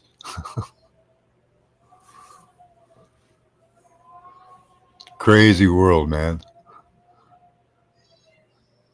Yeah, 1%. Well, they steer you in directions, right? You know, fight this group, fight that group. You know, I'm going to get out of the system. I'm just going to run away. You can run away with me. Just give me your money. Sell all your shit. Come move to my compound. You know? I don't know what they're going to do. There's somebody doing that too. I think they can run away from it all.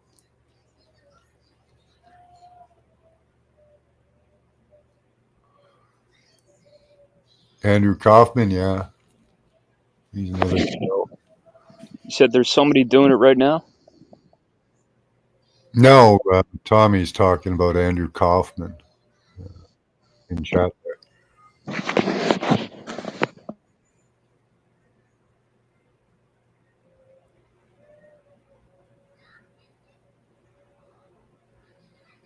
Is that how much they're going to make? Or is that how much it costs? Oh, wow. $150 to $1,800. Yeah. They got their whole spa thing, too, you can buy. Like their whole spa treatment shit. Guess you can get on that Tesla machine, too.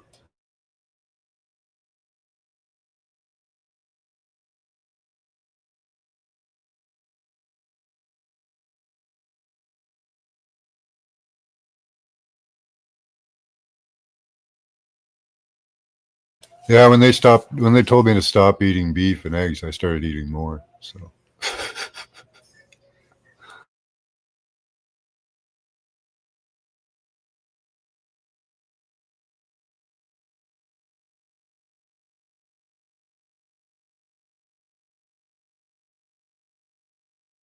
yeah, I like what's his name?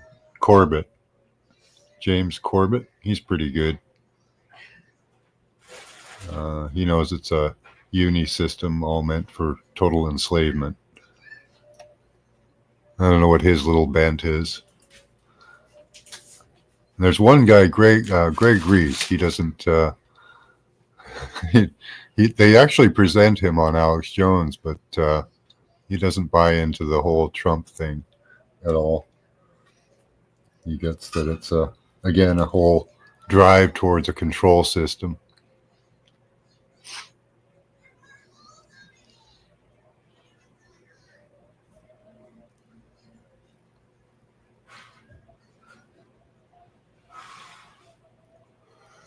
Yeah, I tried vegetarianism for about a year. I didn't do too well on it.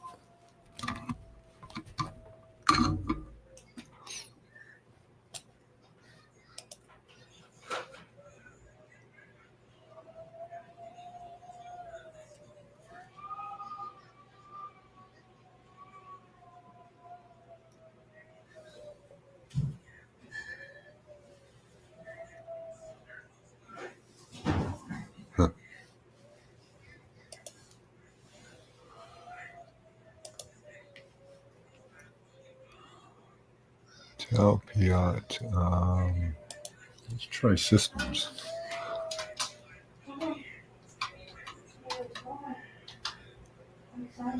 Inc. There we go.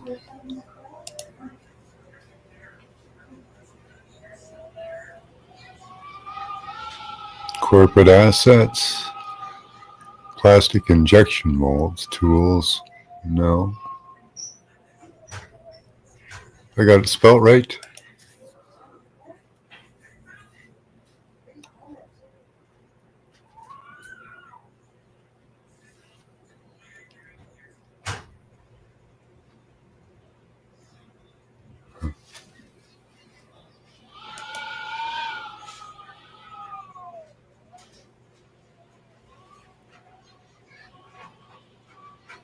Talex. Business management.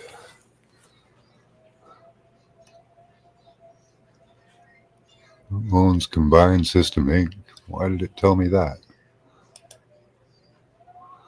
Company was founded by Michael Brunn and Jacob Crevel and is owned by Point Lookout Capital Partners. Well, who are they?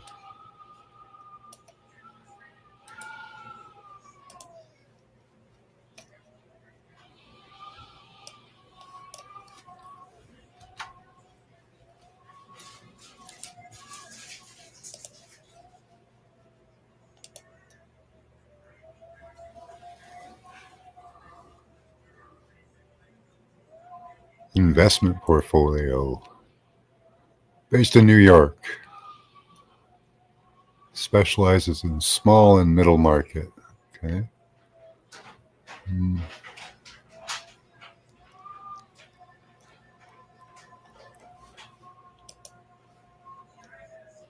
There you go. Where's Charles? Took off on us.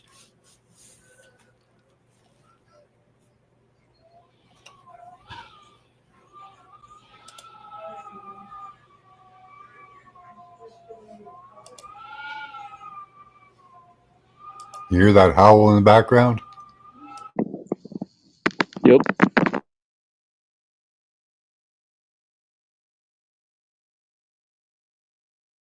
All right, let me fix that. Is that Zionist wind?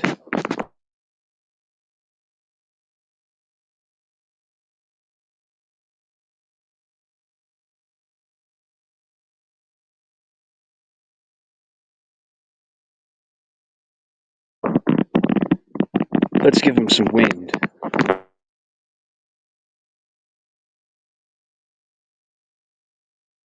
I think that particular is a Chi-Com wind.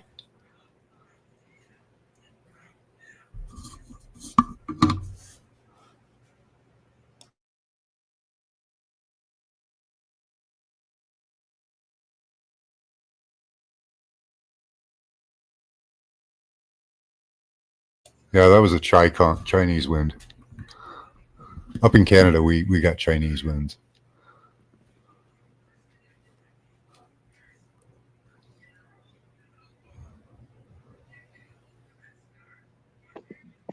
Yeah, it's pretty foggy where I'm at, and I was actually thinking earlier what the fuck they're doing with the fog.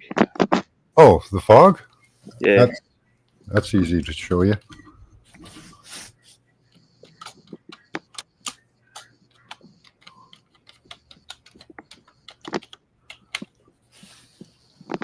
It's called fog computing, also known as fogging or fog networking. It's a decentralized computing architecture that uses edge devices to perform computation, storage, and communication. It's often used in the Internet of Things. So what it does is it connects things at a distance much better. So fog computing places nodes between the cloud and the edge devices.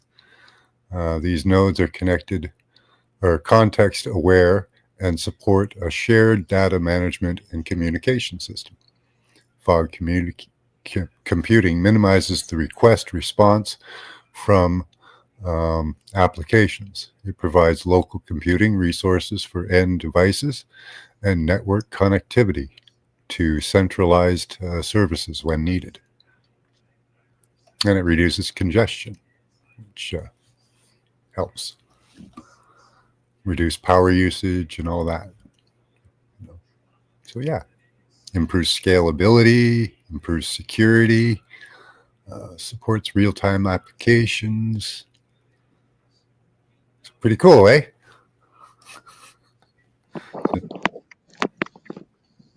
Yeah, but what's the negative?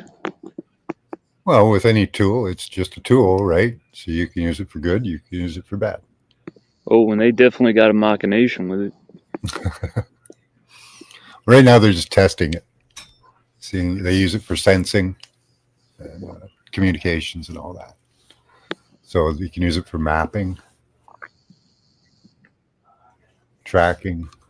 Yeah, it's good stuff.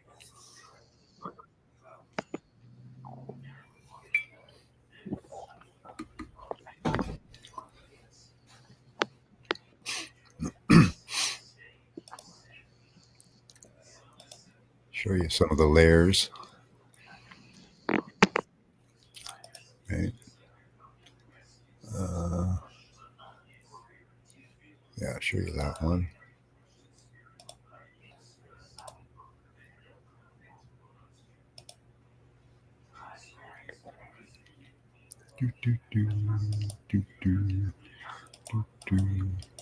See how it expands down, right? So you have cloud data centers, fog nodes, and then edge devices. And people are in there too. They just don't show you.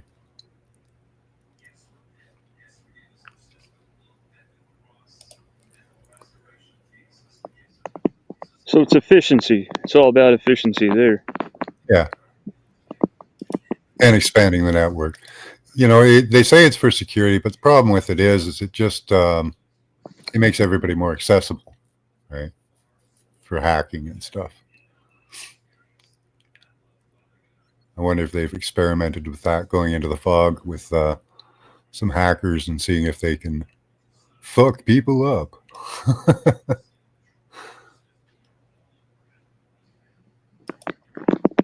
I'm back in California, and I went to a gas station yesterday, and some like 50-year-old white dude, you can tell he's like a white collar weirdo. He's in there all weird and like I looked over and I called him like glancing at me, and then as I'm leaving, he like awkwardly opens the door for me, and you can tell he was real skittish. Yeah. Just hopefully he didn't have an antenna attachment on his phone.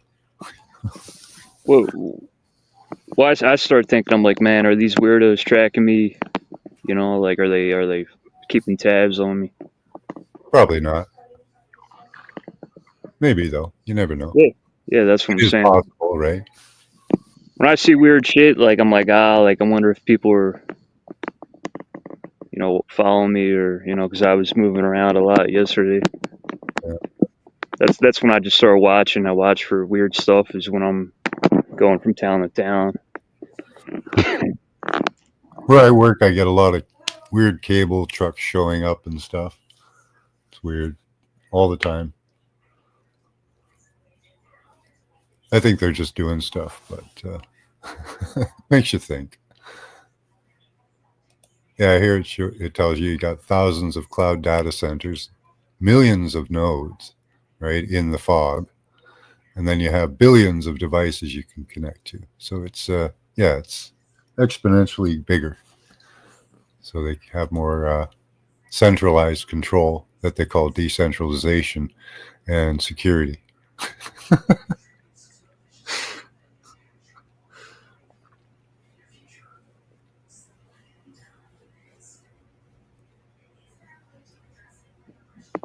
Yeah, who knows who's hacking into our stuff? That's why I always play midget porn, just to fuck with them, Yeah, that's fun to do. They're tracking you anyway, so you might as well do some messed up shit.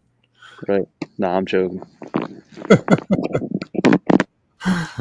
Fun thing to do is leave your phone, like give your phone to somebody else for a while. I had a phone call. Sorry about that.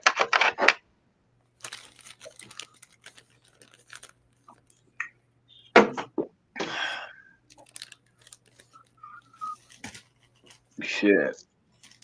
They just had Florida within the last month. What was it? Louisiana, Florida, Texas got hit with the snow. And then they got hit with fog again a couple days ago. Florida did.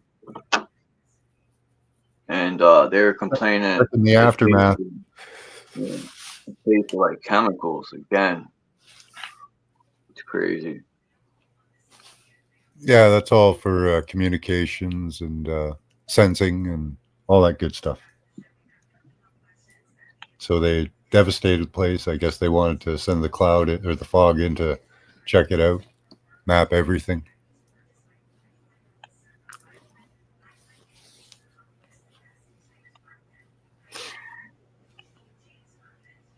Hey, JG, and the dummies asking you a question in the chat. All right, let's see what he's saying.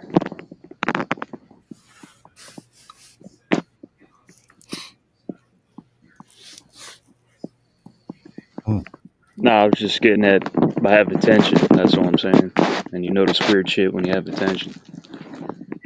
People keep tabs, or you overhear people saying shit. They're trying to be slick, but you've like trained yourself to listen to people, and you overhear stuff. Yeah, being aware of your surroundings is a good idea. When you're on your phone, people think you're distracted and you'll overhear shit, but I'll be looking at my phone, but my ears are listening. Look at this shit, Max and JG. This is hilarious, man. Some person in China, I guess, or wherever they're making these, did that. Yeah, I made that. That's stick inner buns. That'd be dope to get a pair like that. That's fucking hilarious. That'd be dope though. Be one of a kind.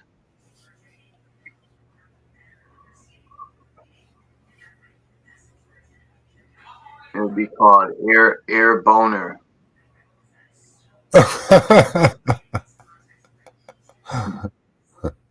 Okay. Air Johnson. Yeah, Air Johnson. Look, this is why I said that though, Max. This fucking kid put a boner on Jordan. I'm about to sue. That's funny. I watched Allen Iverson highlights last night. What he did to Jordan was, Oh, dude, that cross up, that was he loved amazing. him. Iverson said Jordan was mad at that. You know, people were mad because you don't do that to a legend. Yes, you do. Well, you could tell Jordan was just he wasn't even Stunned. trying, and then he started trying, and Iverson was like, "Oh, got you." Like Jordan Yeah, was, I he used to wasn't try ready to for it. master a crossover because of Iverson. I wanted a dope crossover. I did it to my friends a couple times. People always talk about that practice shit. Like I heard people last week referencing Iverson. Oh, we're talking about practice. Most people don't even know what he was getting at about that shit. Yeah, that's because the people that are talking shit about it haven't mastered nothing. And if, you know, they don't realize to master a craft, you got to practice. Nah, but You like just gotta even wake up even and become perfect. Chuck, even in the comments, people are like, "Oh, I was confused about this for so long. Like, why he kept saying, you know, practice? Like, they thought it was about Iverson saying he was too good for practice, or practice was like, you know, like all he talked about was missing one practice, and he was talking about like losing his friend, and he was just in a rut. You know, he was in the dumps. But people are like, they thought, even if like I remember people in Philly, they would always say that, and I'm like, oh, that's not what he was getting at. He's not talking about like, oh fuck practice, you know, I'm better than that. I don't need to practice.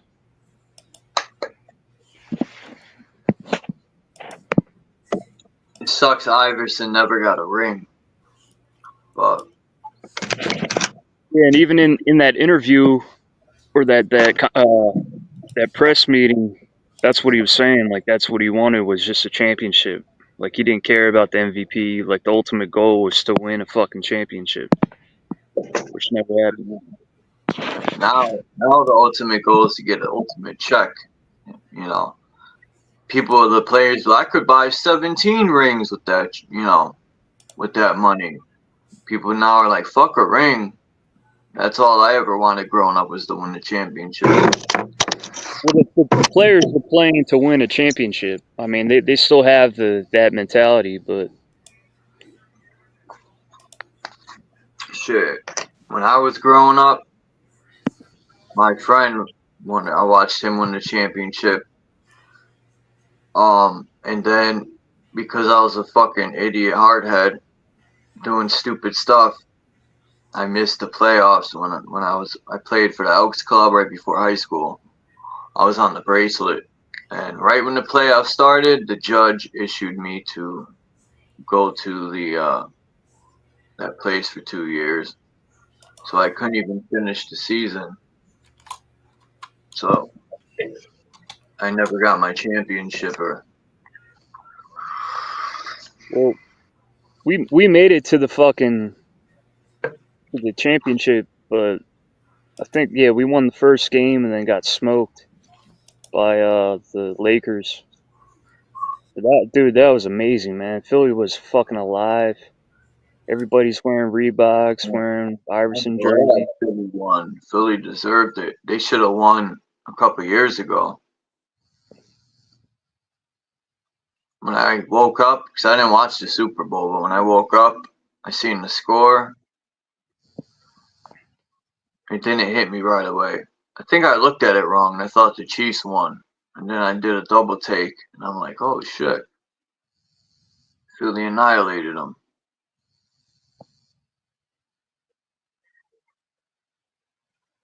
I wonder why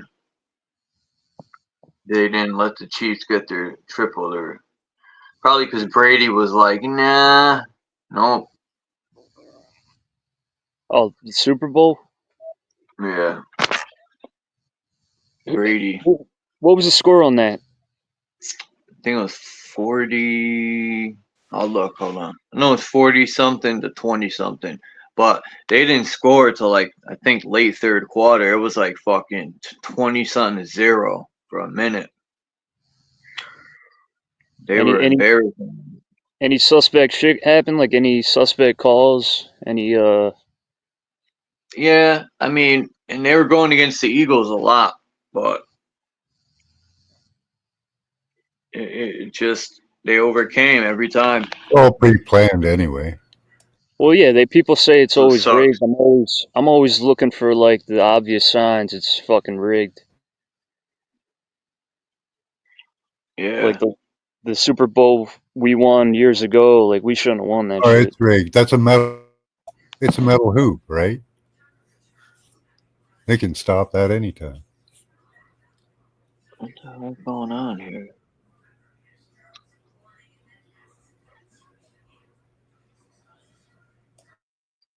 God.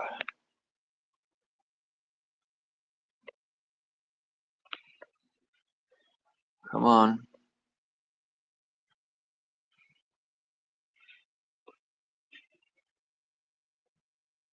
Fucking Red Sox. They won Yeah, 40 to 22. You put an I'm EMF surprised. meter up near that basket where that ball goes in. I bet you they're steering that thing. Oh shit, I'm glad you said that. That's what I was doing. Hold on. Yeah, people say, "Oh, sports is rigged." Where is it rigged? I'm gonna show you one thing. This just happened this year and I'm so glad it did. Because I was kind of like, I needed to see more proof of this type of tech. And let me convert this file.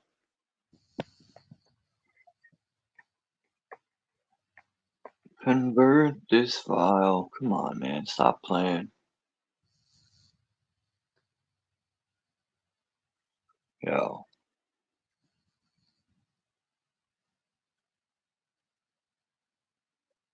This Like if it computer's is rigged, playing me like I'm what a are they dummy or saying? Like, something. oh, you're gonna do 2 fumbles in the first 2 quarters. I wonder how they plan it out. Hold on, I'll be right back. I'll be here forever. This fucking thing.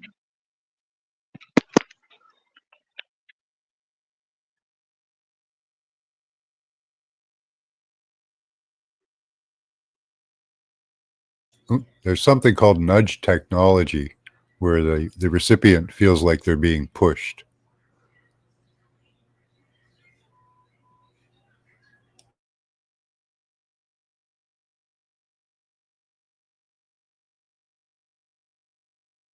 Oh yeah, the ball can totally be controlled, can dummy.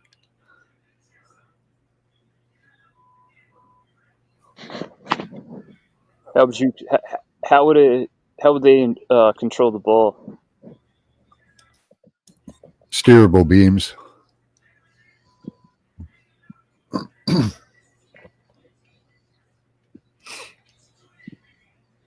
wonder if they're doing that, man.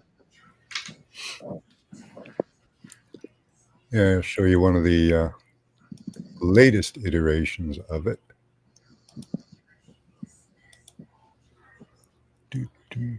Be funny in like 10 years watching a football game and it's so rigged. Everything's like blatant. Like a guy throws a Hail Mary and instantly just goes down. There we go. Like Vaughn with the Hail Mary pass, and boom, the beams just take it down. Oh, something we don't know what happened there. Oh, it fell short. Don't know how that happened. Blocked. Yeah, we're being blocked. Okay. So yeah, there's one for your phone that they're trying to bring out now. So yeah.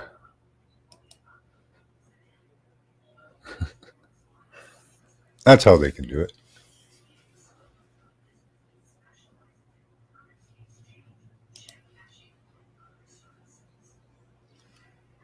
This one's really small.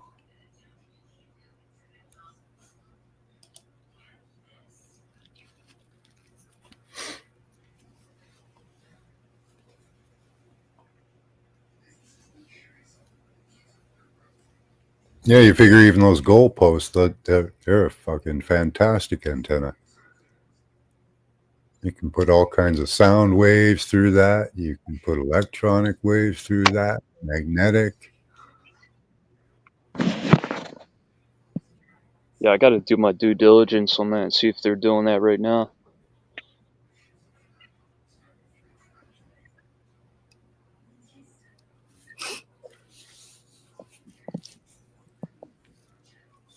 Yeah, so even football, you know, because if you can control the ball, you can control its distance, its trajectory. Even right out of the player's hand, you just put it off 5 degrees or whatever. At the end of the throw, it just misses its mark, you know. Now I'm going to show you. Let me just take the volume off this video.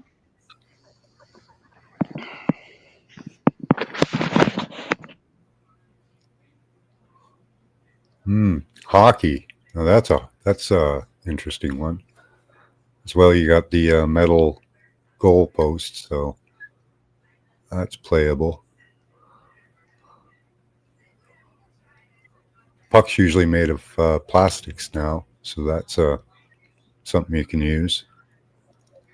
You can electrify that. Maybe it, yeah.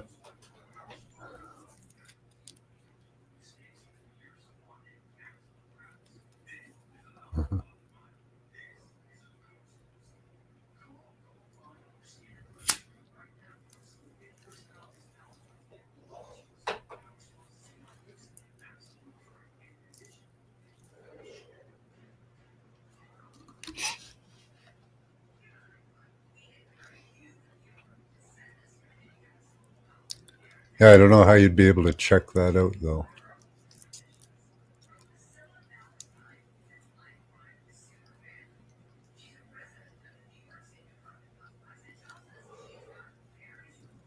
Suppose if you went to a high-end game and brought an EMF meter with you.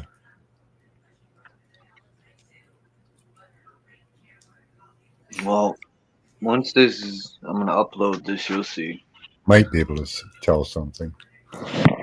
That's your next viral video, Max. Go to a fucking football game with that shit. No way. Waste some money. Won't get me in there.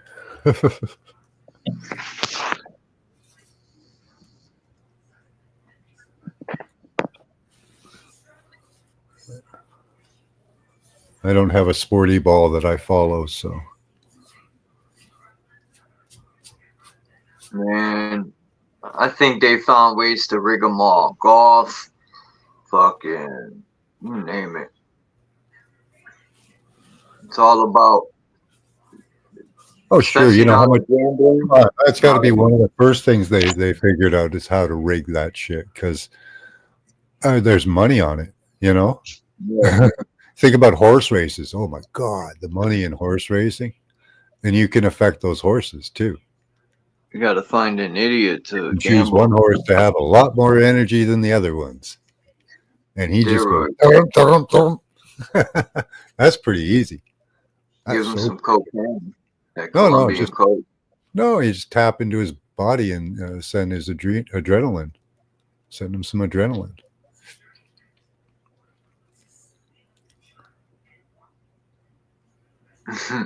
You wouldn't want a horse hooked on cocaine. I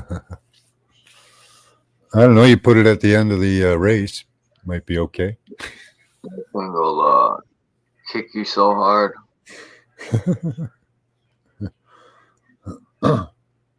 Yeah, horses' kicks are no joke. Oh man. But really, they'd probably just tap into their system. You know, like I showed you the what's it called? Super Patch there. They have a bunch of other ones, but that's the one that really kind of tells you what they're doing.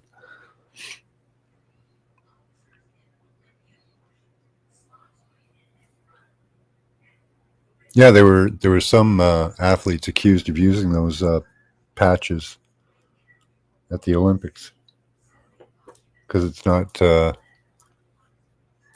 drug, right? Because it just uses electricity and signals through your skin. So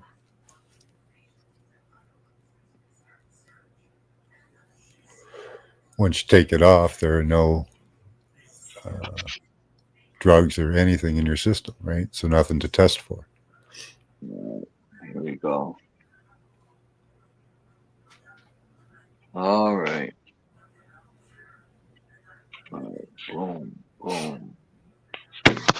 Uploading. I want to turn the sound off so they don't, Too many balls hit the upright. Yeah. See, they could just steer that right into that upright. I think they already are doing that with the kick. Oh, sure. But they're doing it with these gloves too. And look at this. Watch. This is awesome. I'm so glad they caught this. I've been waiting for this to happen. You have to take the glove and stick to the ball. Nah. Yeah, that's how they've been making these one-hand catches. Like I remember when the Patriots are playing the Giants, and that dude made a one-finger catch, and I was like, get the fuck out of here. Yeah. Now I'm not saying it can't be done, but yeah, that thing's glued to his fucking handle magnetically or electrically. Yeah. He'll never miss. And it'll never fumble unless they want him to. And then it'll just fly out of his hand, right? Then it'll just fly right out of his hand. Because he won't be able to hold on to it. People are brilliant. And you notice in the NFL, they don't let you keep the footballs either.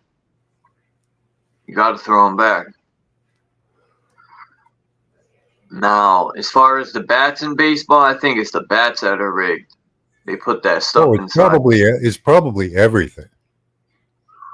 Like they wouldn't just use one thing. Yeah. Well, they wouldn't like in football, like I was saying, the uprights are probably rigged. The ball is rigged in the air, like not just for their gloves, you know. I know baseball. Gloves, they can pop that right in or out of your hand anytime they want.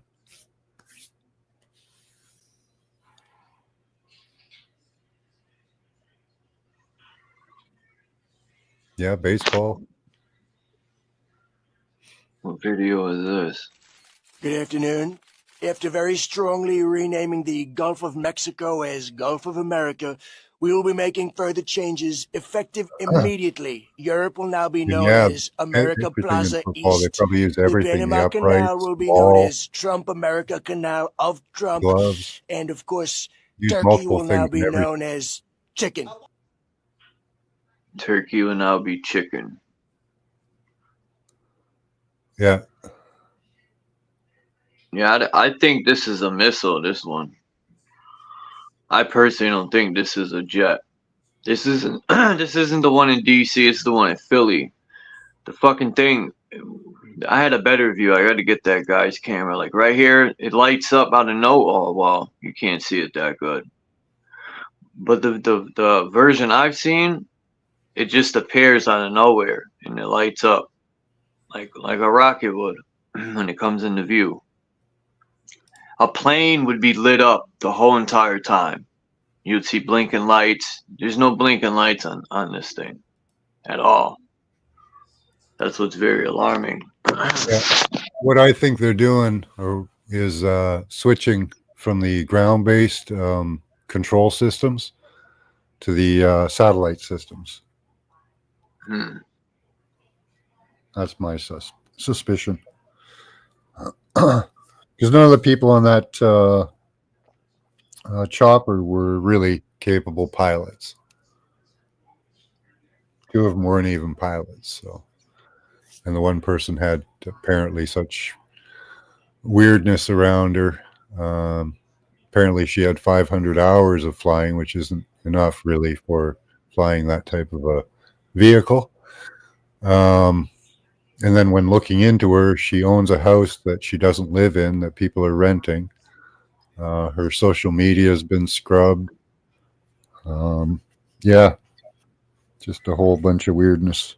Who is this again? The pilots on the Blackhawk. Oh, okay. Yeah, son. Or the supposed pilots.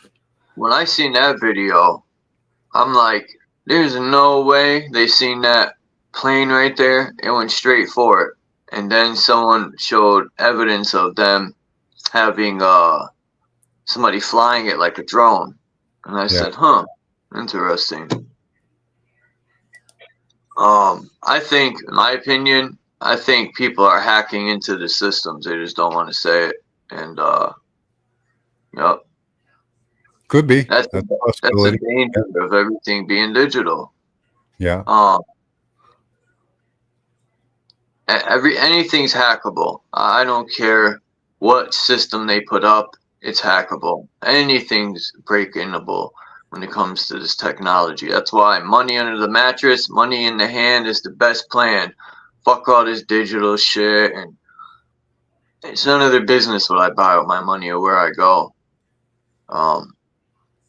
90% of the time I take money out and go do what I want to do. I don't. They'll know where I went to take it out and what time, but that's it. Yeah, me too. I use only cash. It's none of their business where I'm going. So these are the natural nodes and sensors in the human body. So try and get away from that. You know? You ain't running from that.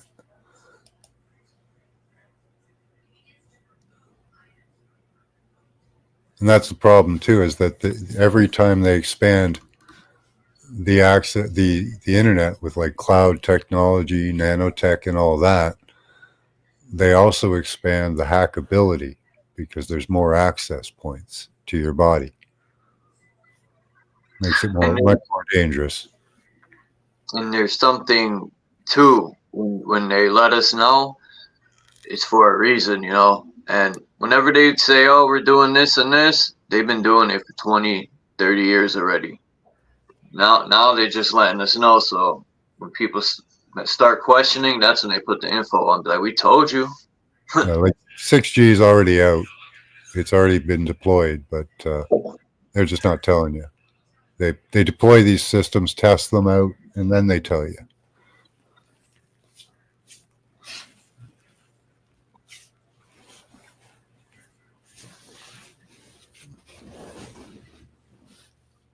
Look at this thing. Look at this video I found.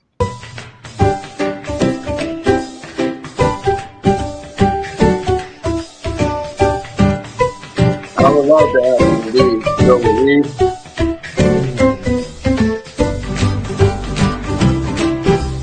Come on. There you go.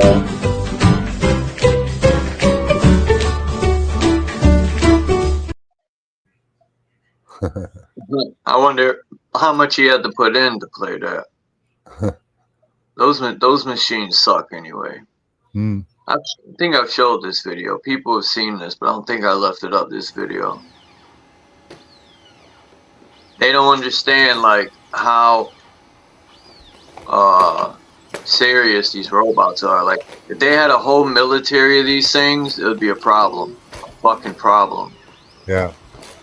People don't understand how serious this digital world is. I mean, if there's a military of these things, I Oh think yeah, once if they put on if they armored them up, gave them weapons, yeah, yeah. They don't miss either. These things No. have superb aim. Superb aim.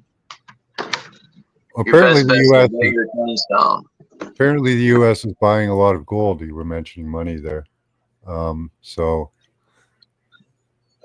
I think silver is probably a better investment at the moment. But the U.S. is buying a lot of gold right now.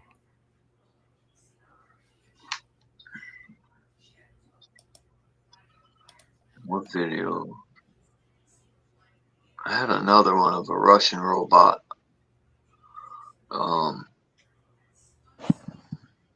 You got any midget videos? Nah. Nah, I'm just joking. Any midget porn? I've never watched midget porn.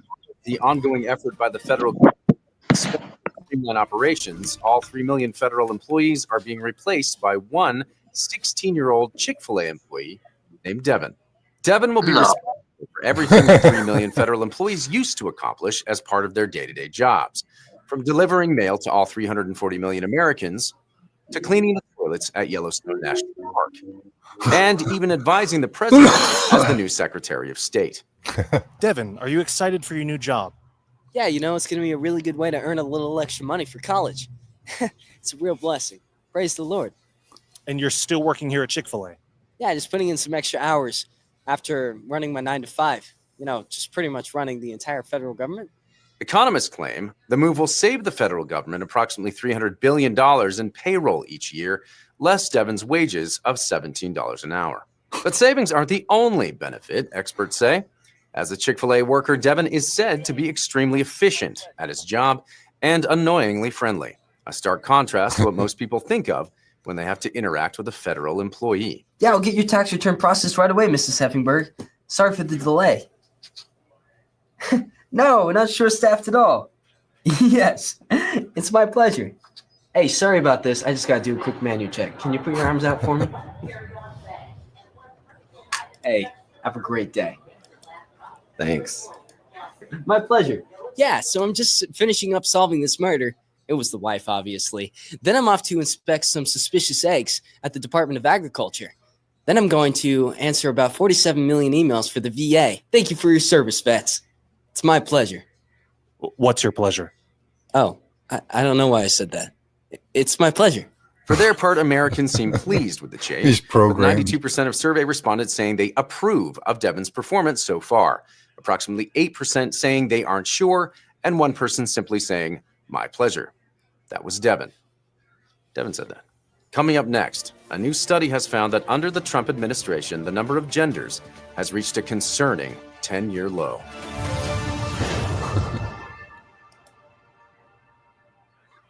We can all agree it's good for young people to earn. Hopefully Devin has.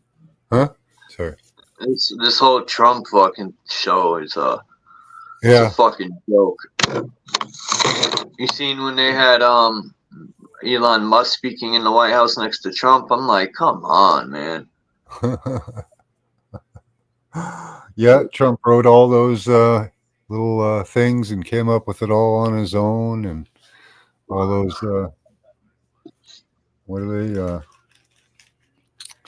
All those things he's signing. He's so different this go around. Like the first go around, he was fronting like he's for the American people. Like he has the power to shut down the CIA. Come on.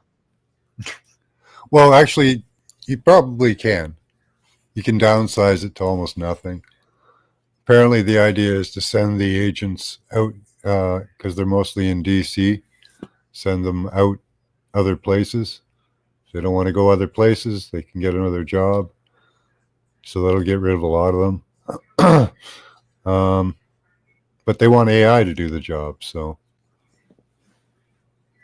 AI can do a much better job. Probably. Money would be honestly. Well, they can track everything you're saying wherever you are, pretty much. So what you're thinking. That sucks. I'm about to go back to landlines. Yeah, this kid at work, it was awesome. He got this this smartwatch, and It's tracking his steps, you know. That It's sucks. tracking his blood glucose. It's tracking his blood oxygen. It's all. Tracking his brain waves when he sleeps and when he's awake. Yeah, I don't feel right doing that, man. And yeah, because it knows when he's in a what state of sleep he's in. It'll tell you when you fart, Yep. burp, all that in your sleep. They're keeping an eye on everything. That's called what they call a hop point. It's so that many devices can hop right in there. Any other things? Yeah, it's Makes wild. access to the human body much easier. When they have tech in their hands, I look at it as a problem. You know, Your these phone's a people hop can point be too. trusted with nothing. But these smartwatches, they have an LED on the bottom so they can transmit to the body directly with light. It's a real bonus.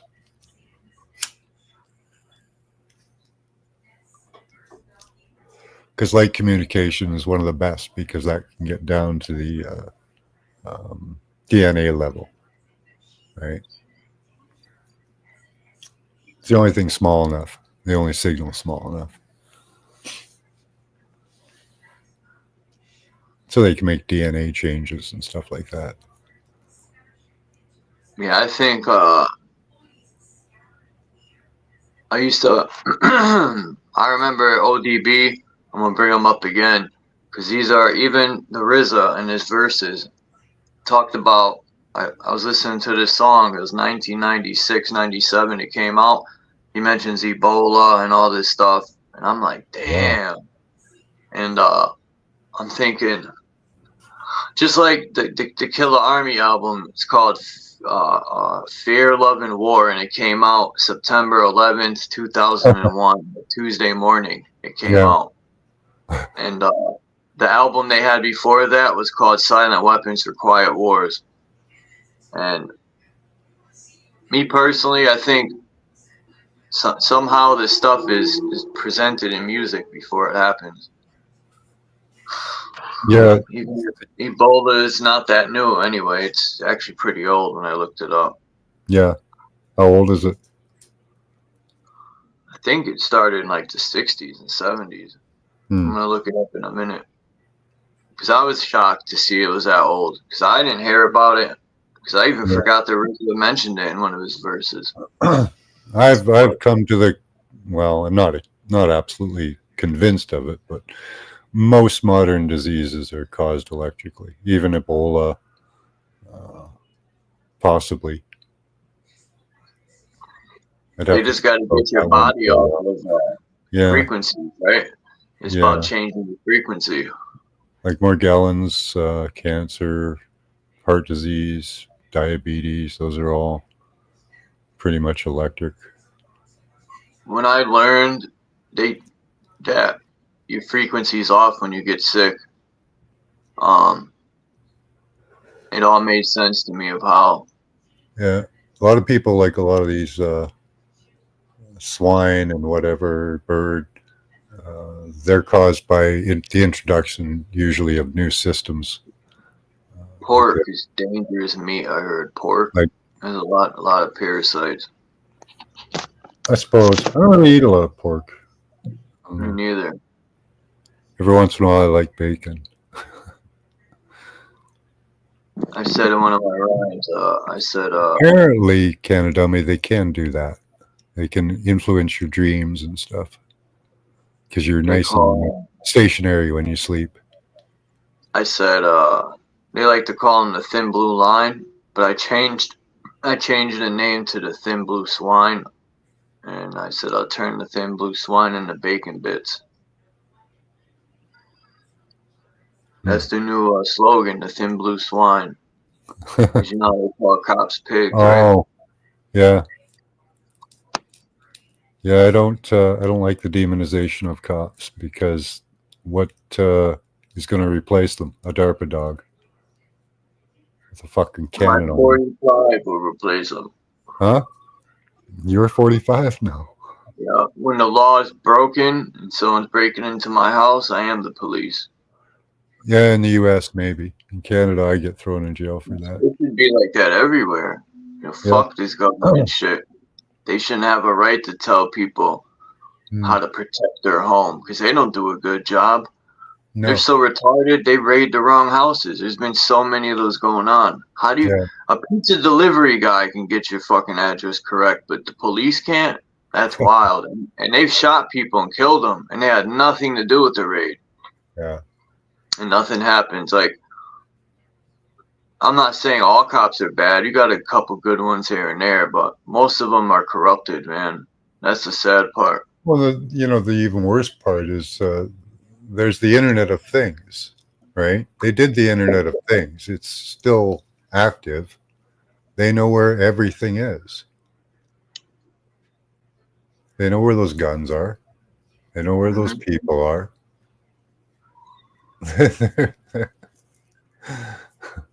No, and I didn't like either when if the police were truly for the people, just like the military. They know that would stop their radar, for fuck's sakes. You know?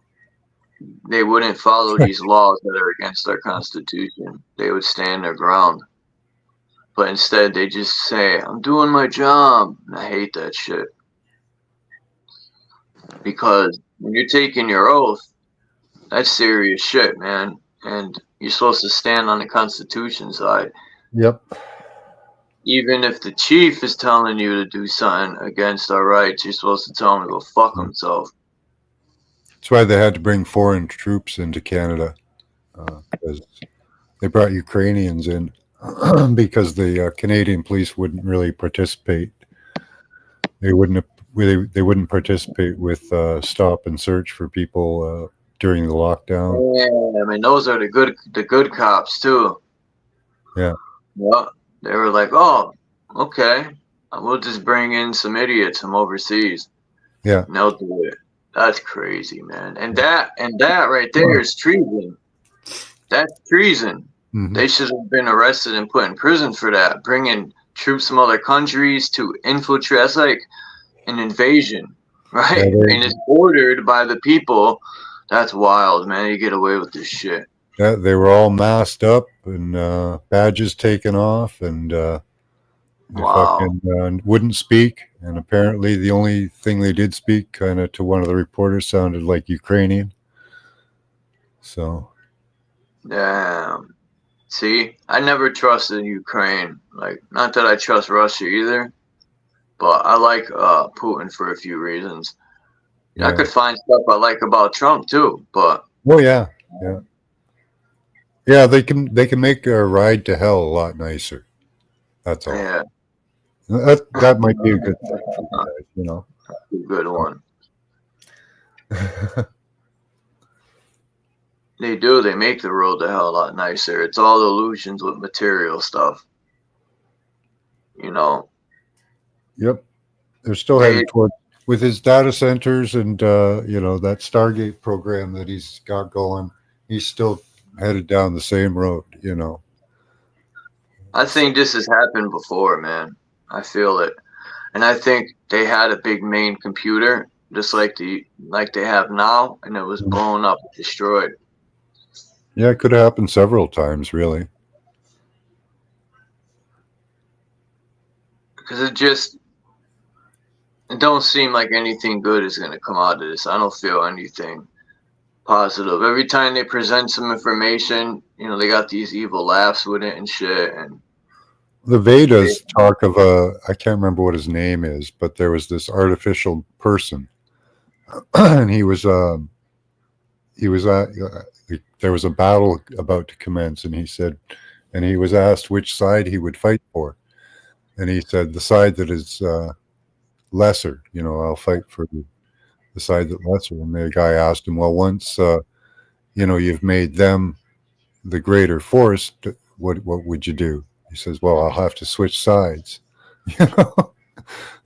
So he'll kill both armies. shit, I stand with myself, man. I'm just to be free. That's it. And when danger comes my way, I'll handle it then. But other than that, I don't want to kill people or do none of that shit. But I have a feeling it's going to come to a time where it's just going to be all out free fall, man. These people have their underground bases, and they would love to do that.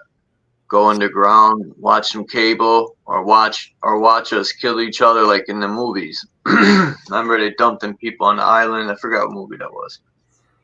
Well, really all they need right now is the power grid to the 5G towers, because that's basically the first line of active denial system. So what they can do is cordon you off, but they need enough power to do that. I imagine they probably do to some areas, but to do an entire grid-wide shutdown, towers are everywhere, man. They need a lot more power, I think. Like today, they were hitting the skies. I should have took a picture of the clouds because it's gonna snow, and the clouds had ripples in them, big ripples. Like you could see the energy that was surging through these clouds, and it was cold too. And like the humming people been hearing in the skies, and they're like, "Oh, it's God's trumpet." No, I'm trying to tell people in the comments, it's frequencies, man. That's the frequencies are letting off. It sounds like a trumpet. Yep. They can make any sound they want up there. Matt, somebody posted a comment in your chat saying the emergency broadcast system was activated. I remember you guys were like, "Oh, are there any links for that?" Did you hear anything about that after the fact? No, but I've been getting phone calls on my phone from I don't even know who it is, man. They do parking bans through the phone now. They tell people, you can't park. I remember cops used to drive down the street and do it. Now it's on the phone. Your phone like, and I'm like, how do I turn this shit off, man? No one cares. Mm-hmm. Max, you hear anything more about that? No, I didn't. I tried to look it up, but I just get messages from all my politicians on my phone now. Well, somebody in your chat said the EBS was just activated, and I remember you guys were like, "Oh, do you have any links for that?" The guy went silent. Yeah, never got further on that one. No. Yeah, I did some research myself. I couldn't find anything, so I don't know what was up with that comment. Active imagination, maybe. I don't know.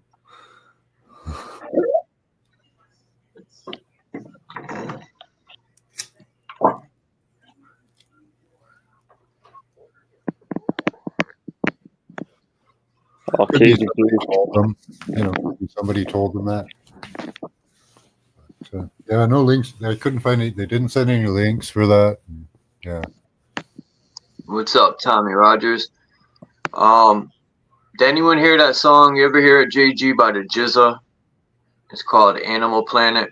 I think what album it was.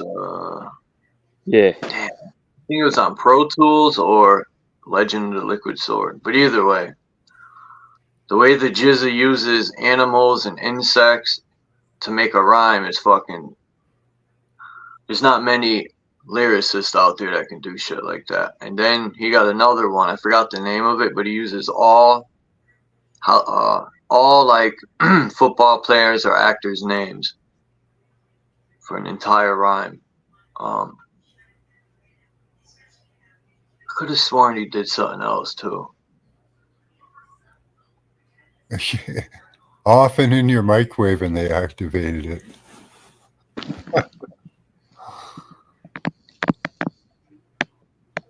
I wonder if he put tinfoil around it. Yeah, try wrapping it in tinfoil. Apparently, to stop 5G, you need a 3-layer system of nickel, copper, silver, and then another layer of nickel and copper. I don't even know if that would work, but that's what this one company says.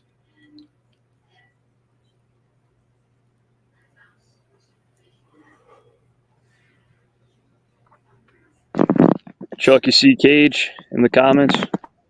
No. No. In the Why? private comments? He's asking for a link. All right. No, I don't see him. Oh, there he is. Okay. Let's see this video.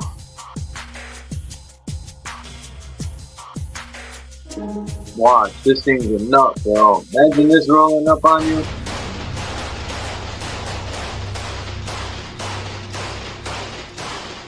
This thing don't miss you. I would not want to face one of these. Unless I had like one of them big fucking 80 cal machine guns. Fucking annihilate that thing. This guy's doing push-ups.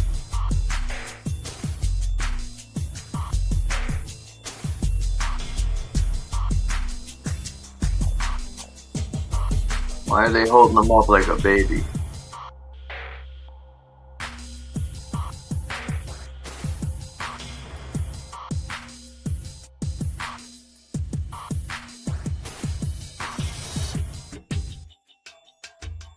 Get the fuck out of here. I didn't see this part. Yo.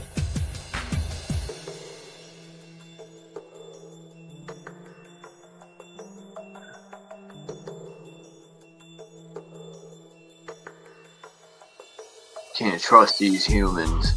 That's what he's gonna start telling his comrades. They'll turn off your TV, man. You gotta be careful of these humans.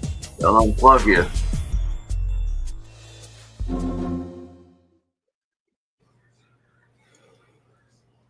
These robots are no joke.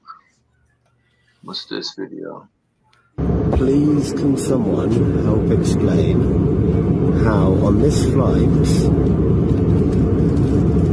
the moon is below the horizon by quite some way?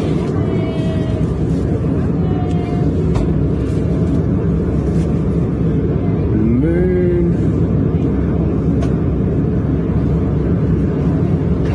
horizon.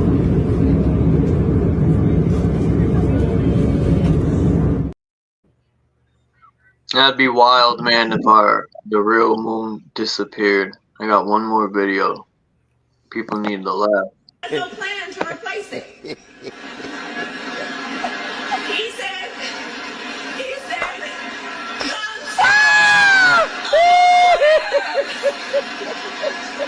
oh, you all watched the debate.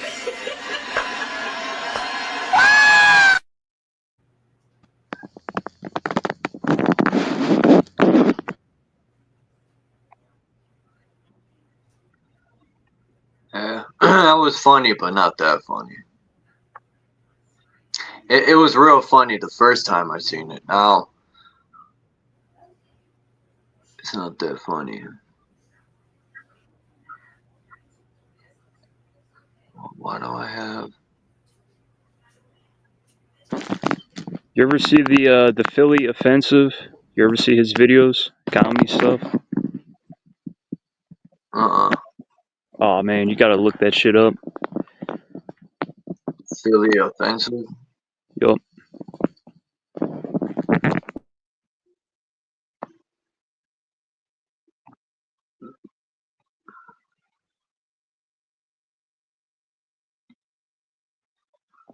I wonder how real this electricity thing is.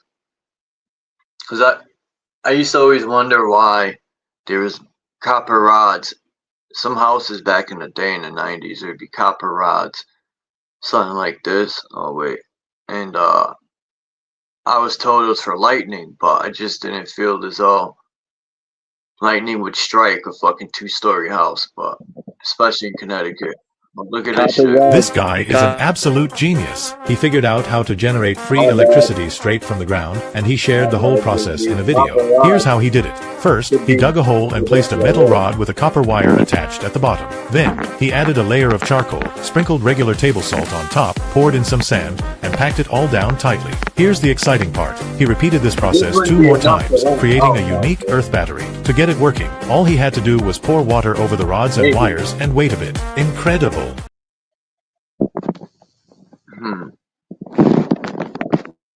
What do you think about that?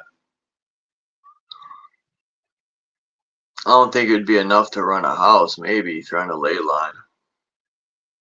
But I personally think... What up, Cage? I personally think energy's that easy to get. I think that was, isn't that electroculture? Farming? I don't know. I think that's what they were trying to do. They have this thing where they run, It looked like a Baghdad battery. they run copper and wiring through like to farm with to grow plants, and apparently it makes them grow a lot faster. Yeah, and Kimba, that lives in Florida, was saying that in her garden. She put copper, and her plants grew bigger.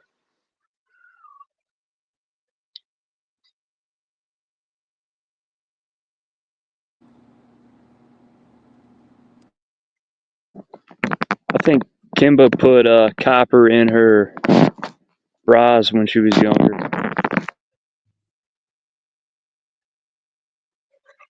Be right back. I'm just getting some silver. Silver nitrate?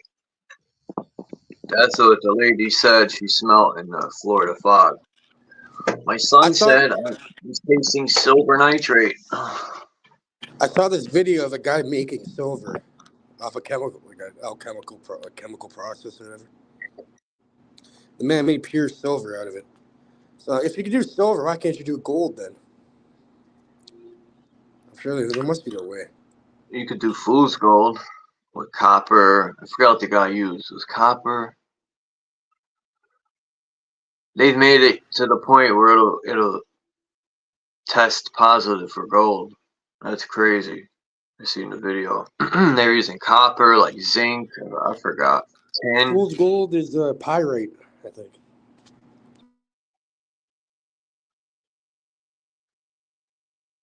I should have downloaded that video.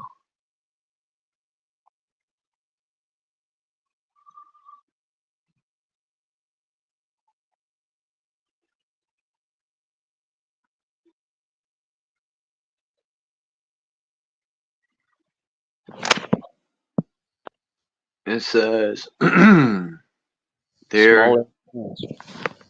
Oh, where is it? Okay. There is, what does that say? Something still floating around in present day. Behind every successful man is a strong woman holding him up.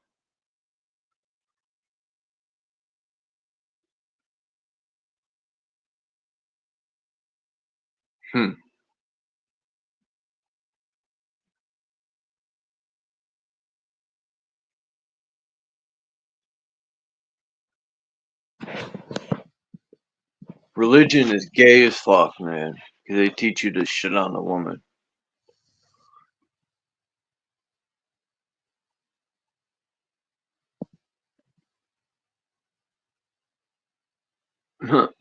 That's crazy. I don't understand how we could have killed that big rat. Today was the rat. Tomorrow it could be me. That is true. That's a big fucking rat. And that little itty kitty killed it. Well, cats are known, if someone passes away, cats are known to eat them after. I think Axis would eat that rat. Fucking make a barbecue. Yeah, that's all Axis, man. Shit, they probably catch these at the Chinese restaurant, make it, and put it with your fucking... What, General Tao? Yeah, General Tao. That was the name of the rat. they named the first rat they used Sal, and that's why it's called General Sal's chicken. Can I get a large fried rice? It's always. Can I get a large chicken fried rice? Every time it's just horrible chicken.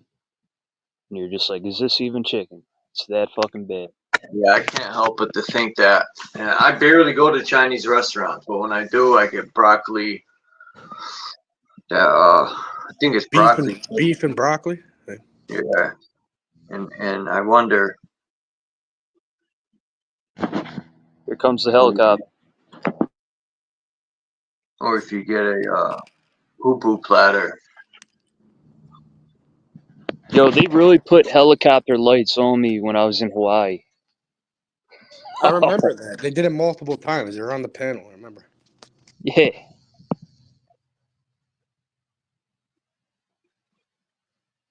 Maybe they're probably looking for someone, obviously. Yeah, they just show you they're keeping tabs on you. Like, yeah, we know you're here, bro. We'll let you chill.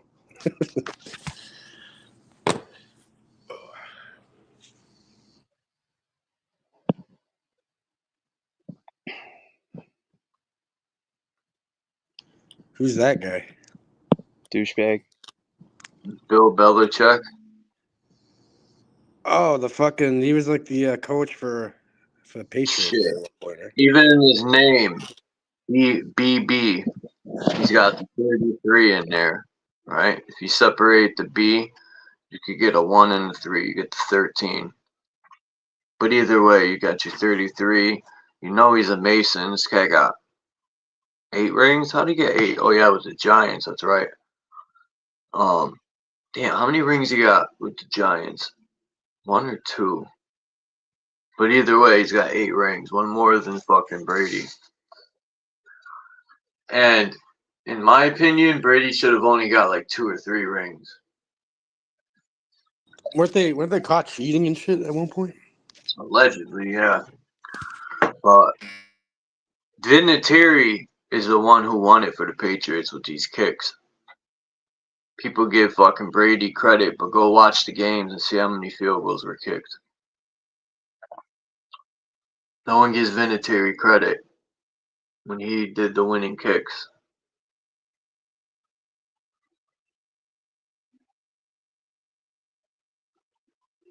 But anyway, football is rigged like a casino. Well, of course, because look, the majority of the money comes from betting, right? So if you're able to control that, it's fucking you're like printing money.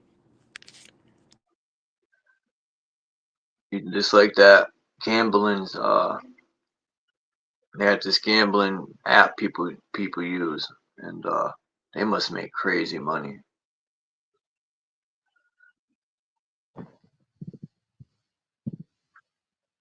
Gambling. I remember when I won at the casinos, my first time I ever went, when I turned 21.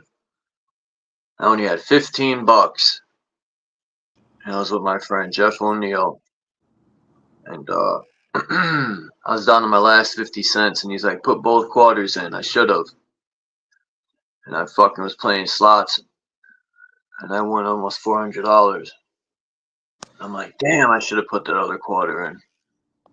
Is it what you actually put physical quarters, or when you get in there, they make you sign up and get a card and shit? Yep.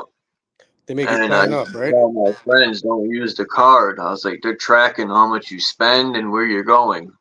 That's the whole point of the card. And they say it's so you could win a free bet. No, they want to track what you're spending, man. It's a fucking.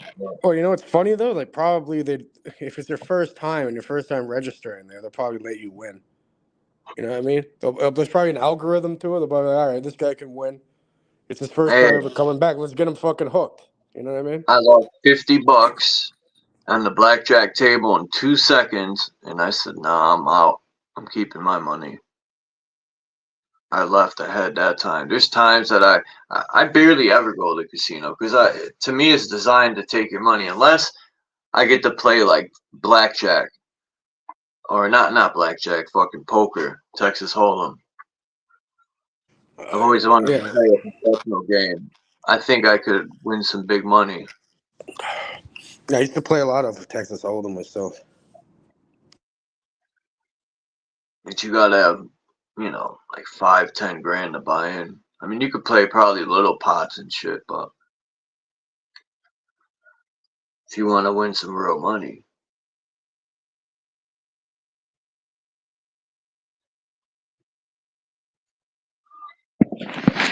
Chuck, you see that Jack Cruz interview? uh-uh. You should look that up, man. Look at this architecture, man. A lot of work right there. This is in Dubai, I think. Dubai's got some great skate spots. I'm sure it's even better now. Really? You know they control the weather in Dubai? They do it here too. Yeah, I've heard about that. They'll be like, it's gonna rain on Tuesday, and they fucking generate the rain. Yeah. They do that everywhere.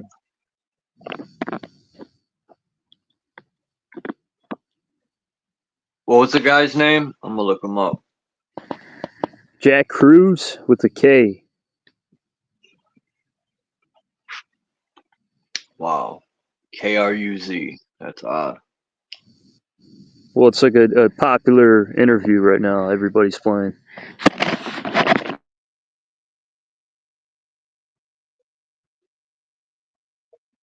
I'm sure it's showing up for everybody.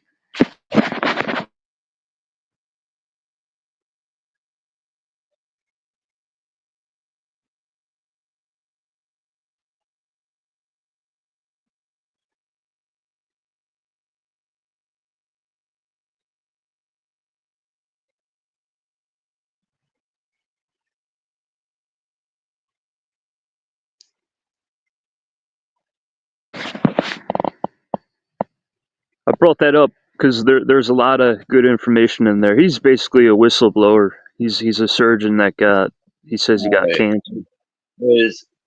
Oh shit, what happened? They got this the dawn of decentralized medicine, but it says Dr. Jack Cruz? No, that can't be him. This is Dr. Jack Cruz with an S. Yeah, I put Cruz in Kruz and it corrected me to Kruse. All right, Dr. Jack Cruz, deep politics, Trump, Bitcoin. What channel was it on? This one's 2 weeks ago. Dr. Jack Cruz.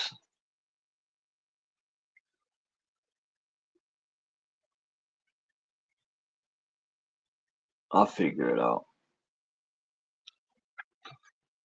I'm gonna jump off here in like a half hour. Go do my 1-2. I got the link.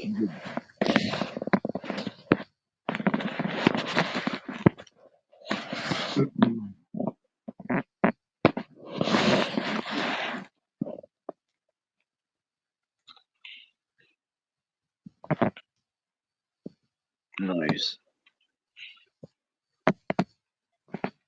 You get it? The architecture in the 1930s looked way better. That's Chicago, I think. Well, it's also the camera they shot it with. Film and digital are way different.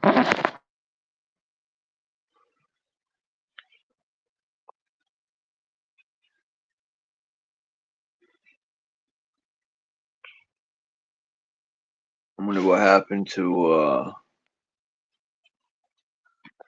Max. He fucking maxed out. He said he was getting coffee or something. He's banging his wife. Fuck, I better get the fuck. I gotta get on the road soon because I just looked online and they're saying it's gonna be the craziest fucking storm in 2 years here. Yeah, they're saying that for here too. State is closing down tomorrow. I'm like, you guys are weak. Closing down. They never did that shit when I was growing up. Closing down. You better hike your ass to work. What's going? Cats are Dude, wussies nowadays. What's happening, Cage? Oh, I'm saying I have to go do a few things. I'm saying I better do it early because I looked online now and they're saying we're gonna get hit with a crazy snowstorm, like the worst one in like years, apparently today. I'm gonna play this song real quick And you're like, because I'm You think you hearing can it play too. that interview after the song? Like play 10 minutes or 15 minutes of it? Yeah. Yeah, there's some Max good can- shit, man.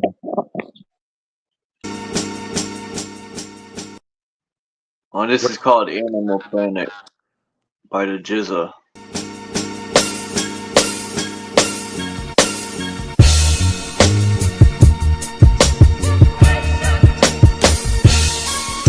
Yeah, this is the shit. I haven't heard this in a long time.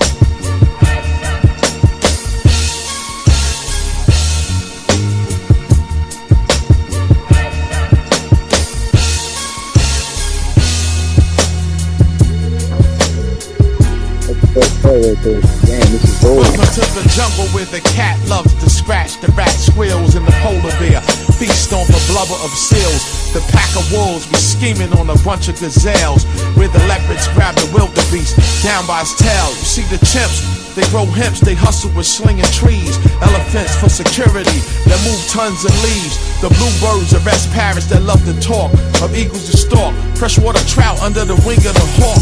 You see the vultures pick the pockets of whatever remain.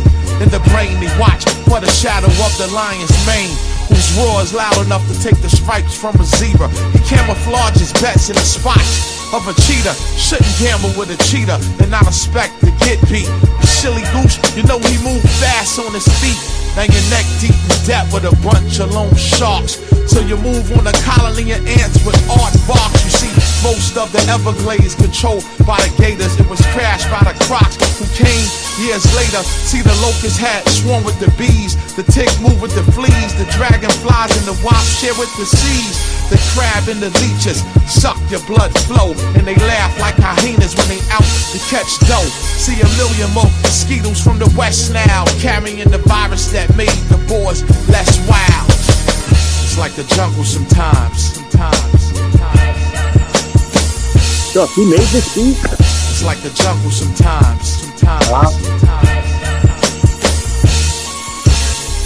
It's like the jungle sometimes. It's like the jungle sometimes.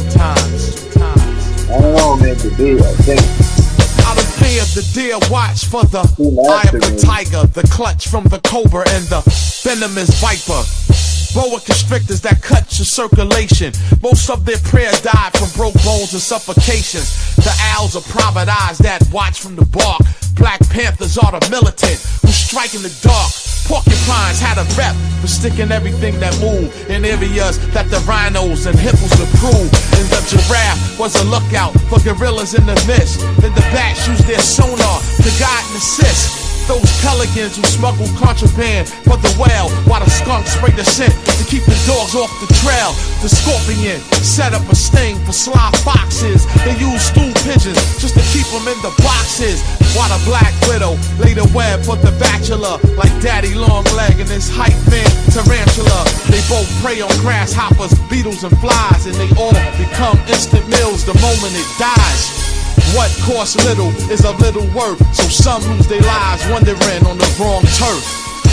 From birth, they grow up walking the thin line. It's like the jungle sometimes.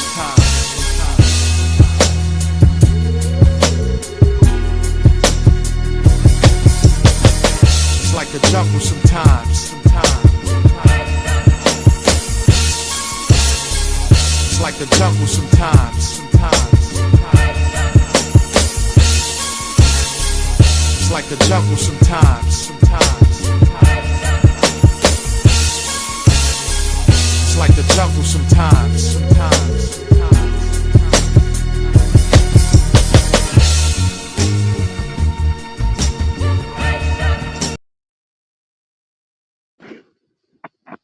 Yeah, that instrumental's bang. Fucking, what lyricist could fucking put that together like that? He went in on that. God damn, like, That's Can't pretty meet a good whole song, I war heard. with animals. That's why they say Wu-Tang's for the children. This cat took you to school right there. Well, Jizz he's all rounded, man. Other people are like other rappers aren't saying that shit. You know, I was thinking about Marvel Comics, right? And looking at X-Men as the government. And then you got like what's her name that controls the weather? Then you got like what's the homeboy in the wheelchair? He controls the mind through, you know, like technology. Then you got what's that guy's name? He's like a big stone and that would be the military. Fucking if you look at the X-Men, they control every aspect of the elements too.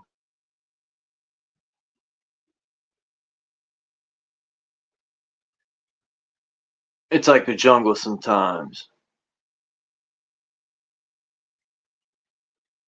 Yeah, I never heard that one before. I'm gonna put something together on that. I was thinking about that yesterday. I was like, damn. They were really expressing that through X-Men. Because if you look at X-Men as the government, you know, they control everything, the X-Men. The weather, you know, people's mind, telepathy, like they got it all covered, man. Who controls the government? The wealthy. Yeah, pretty much. Whoever that is. They're pussy anyway. Because if they had no money, what would they be? They would lose 98.9% of their friends. You can't buy skill and talent.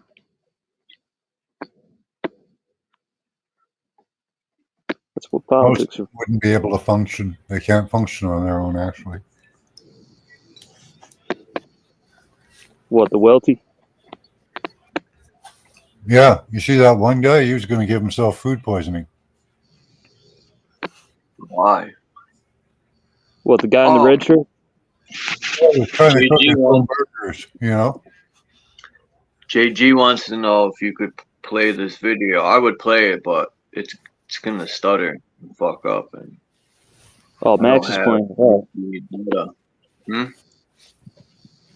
It's in the private chat. It's a video interview with what's his name? Sutton Cruz.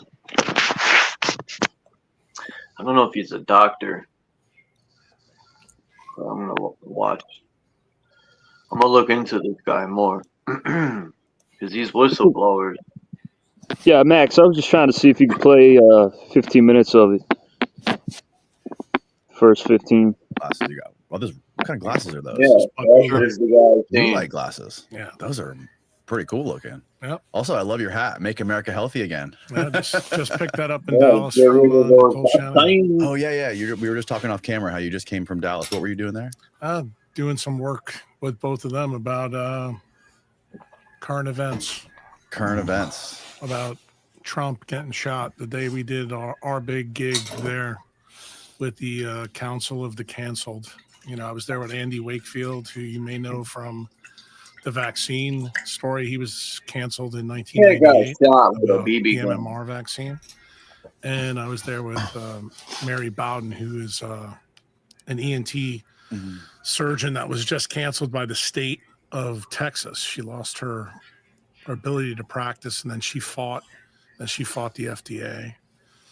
And then me, because I've been a renegade for pretty much 20 years, they've been coming after me to try to shut me up. So okay, for people that aren't aware of you, can you give me just sort of like a brief background of where you come from and what your expertise is? Yeah, well, where I come from is New York City, but where I practice is predominantly in the south part of the United States. When I was 40 years old, about 20 years ago, I had an awakening that everything that we're doing in centralized medicine was wrong. And then something happened to me where it kind of woke me up. And I was giving a talk at a minimally invasive spine meeting in Birmingham, Alabama.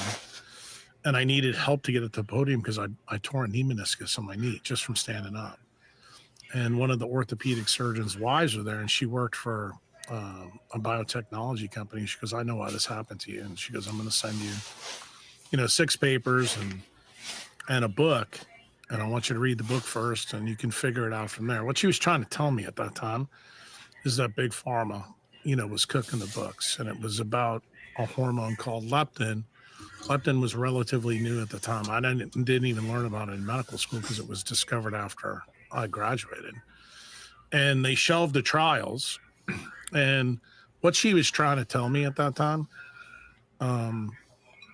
was that Big Pharma was going to do something to kind of scam the public, ruin the public's health. And when they canceled the trials, they immediately went out and started to patent cold receptors and do some really bizarre things.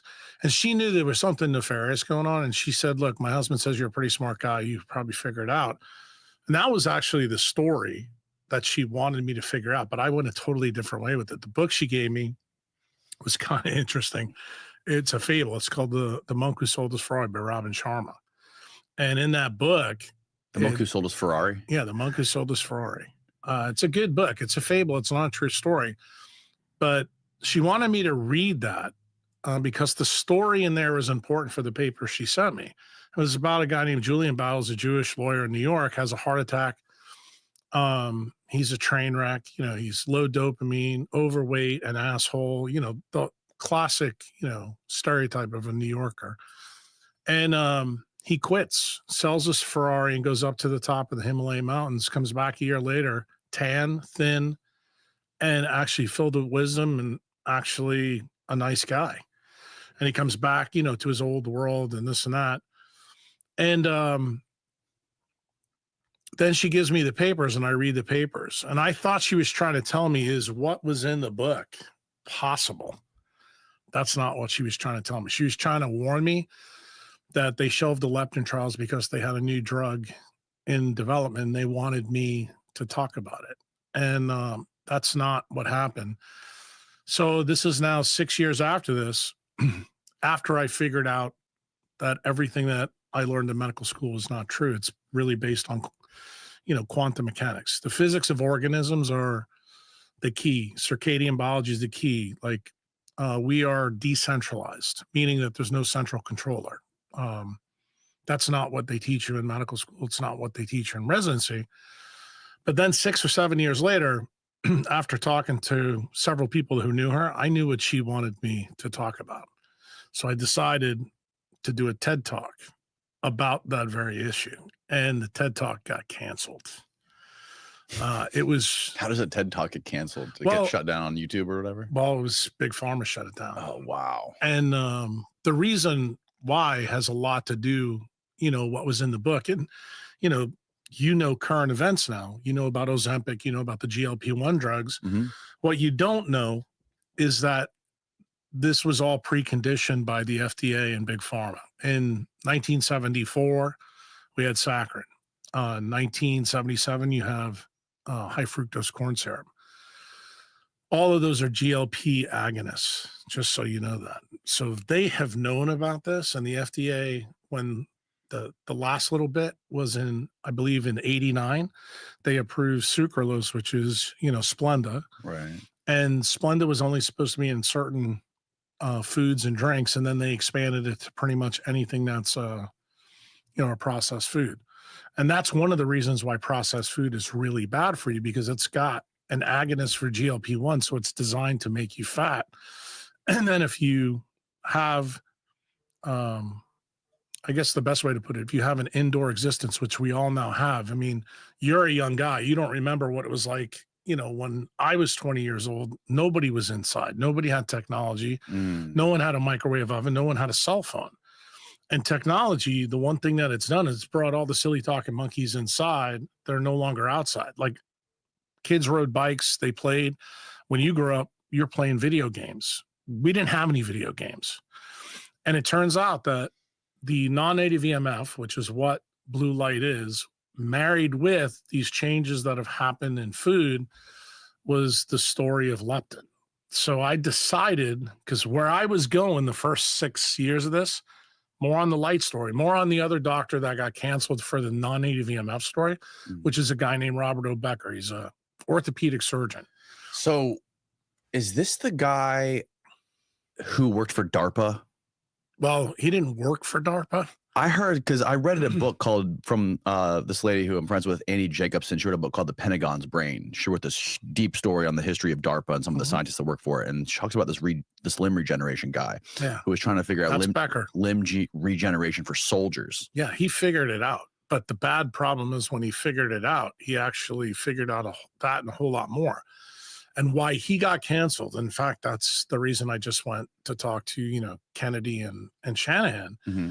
Because his story is tied to DARPA, but it's also tied to the assassination. It's tied to how science was stolen.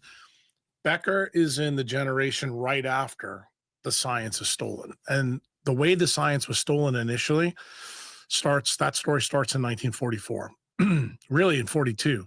That's the Manhattan Project with General Groves and FDR. And General Groves got the idea. Well, let me finish the other story because we're jumping all over the place here. Right. So anyway, the GLP-1 drugs get approved by the FDA. So the FDA basically just created a market. This is like preconditioning all of the United States to have this problem with obesity. Now, people will say there wasn't a huge problem there, but if you listen to like some of the tweets that Bobby puts out, when Fauci got put in 82, what the issue was with obesity was nowhere where it is now. But you need to realize that these things actually happened even before Fauci gets in. And then you have federal agencies that are already captured, preconditioning the market. Then you add in blue screen technology, which is what DARPA gives Google. That's Sergey Brin and Larry Page. And, the chick that just died from turbo cancer with YouTube, how you know her name, Susan. Susan, that former CEO? Yes, she's one of the founders of Google. And you have to realize that Nicole knows all these people. That she was married to Sergey Brin. So many of the things that, I'm here literally 2 days after talking to them about all this, they were stunned. And the story with the TED Talk is I basically went up there to tell people that this leptin melanocortin pathway is exactly what the FDA and Big Pharma were up to. And then eventually, because when this talk was canceled, it's 2010, 2011. This is 5 or 6 years after I have my come to Jesus moment at the foot of Michelangelo's statue.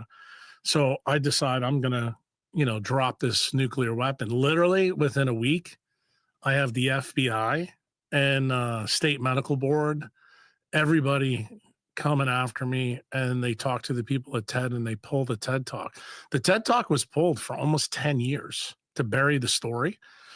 And you remember, you didn't know anything about GLP-1 drugs. No. Well, nobody did until they came out like 4 years ago. So the reason why this is important, I was canceled before COVID because of this issue. And if you don't think this is a big issue, I mean, just look at the 13K from Novo Nordisk. It's $1 trillion drug. So when you begin to realize that light, water, and magnetism, those are the three things that NASA or SETI uses, to try to find life on another planet. Those are the things that are tied to the decentralized network, that life uses on this planet. And the GLP-1 system that they're working with destroys the leptin melanocortin pathway.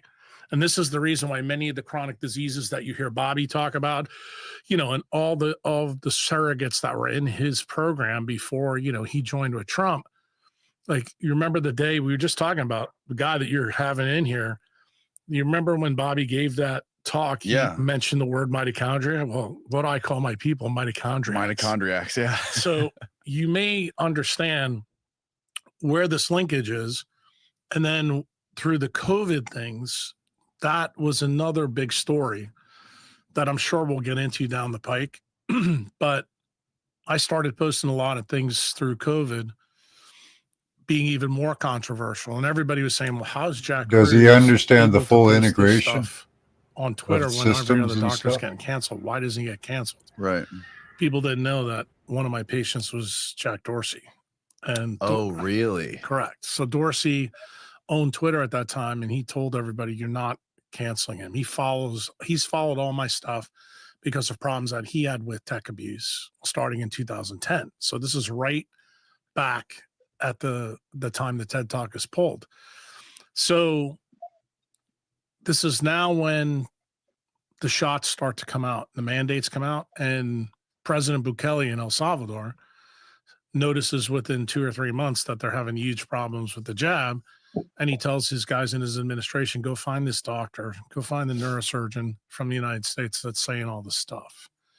And one of the things that I said that people need to avoid taking this jab, because I reviewed the patents and I noticed in the Pfizer patent specifically, there was a movie that was held off on the side. It was called COVID Revealed.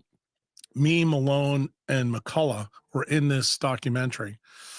And in there, I told people that there's 2 legal definitions, one for the Pfizer jab and another one for BioNTech. I said there's only one reason they would do that, and it's nefarious. The reason I believed is they were going to use one to get through the FDA approval process, but then the other one was going to be what they unleashed on the people. And I had an inkling at the time that the problem is going to be related to SV40. The reason for that ties back to the story that I was telling you before when I walked in the room, is the Cutter event, what happened with the polio vaccine in Jonas Salk in 1951 through 1957. And I happened to know about that in a very circuitous way because of where I did my residency. Did my residency at LSU and then did medical school there and my neurosurgery residency. And if you know anything about the Cutter event, the city of New Orleans was tied to this event in a big way. And I just went to Dallas to tell, Shanahan and Bobby the whole detail of the story. And Bobby and I did a podcast with Rick Rubin about a year and a half ago about this issue. This is when he first jumped into the race. And what people didn't know about at that time, after I wrote this constitutional amendment for Bukele, I shared it with Bobby and I shared it with this healthcare attorney who's Aaron Siri. And they called me back, 2 or 3 weeks after that and said, hey, can we use several pages of this law as our platform for healthcare in the United States? So I asked Bukele and he said, yes. So that's the reason why you've heard a lot of this stuff on there. Most people know Bobby is an attorney. He sued Monsanto, got a ton of money, Right. and he's done things for the environment and all that. But what I did, the law that I gave him, this is a funny story.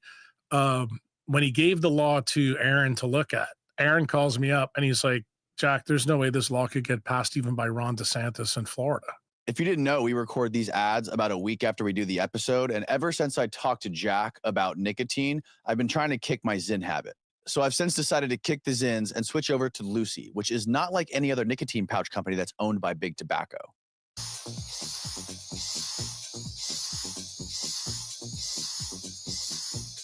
They're so much better than Zyns. They're like the mom and pop shop of pouches. Lucy pouches come in all sorts.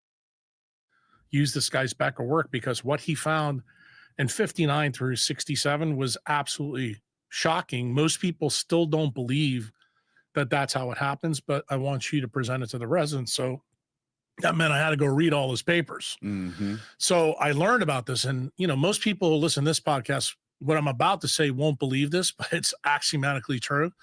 You don't heal bone ever. Bone regenerates completely. So, for example, if you break your arm right now and you go have surgery and the orthopedic surgeon opens it up and looks for where your previous break was, there's no scar. Really? None. It's one of the few tissues in man where that's the case. Most people know about it with the liver. You can cut half a liver out and it'll grow back.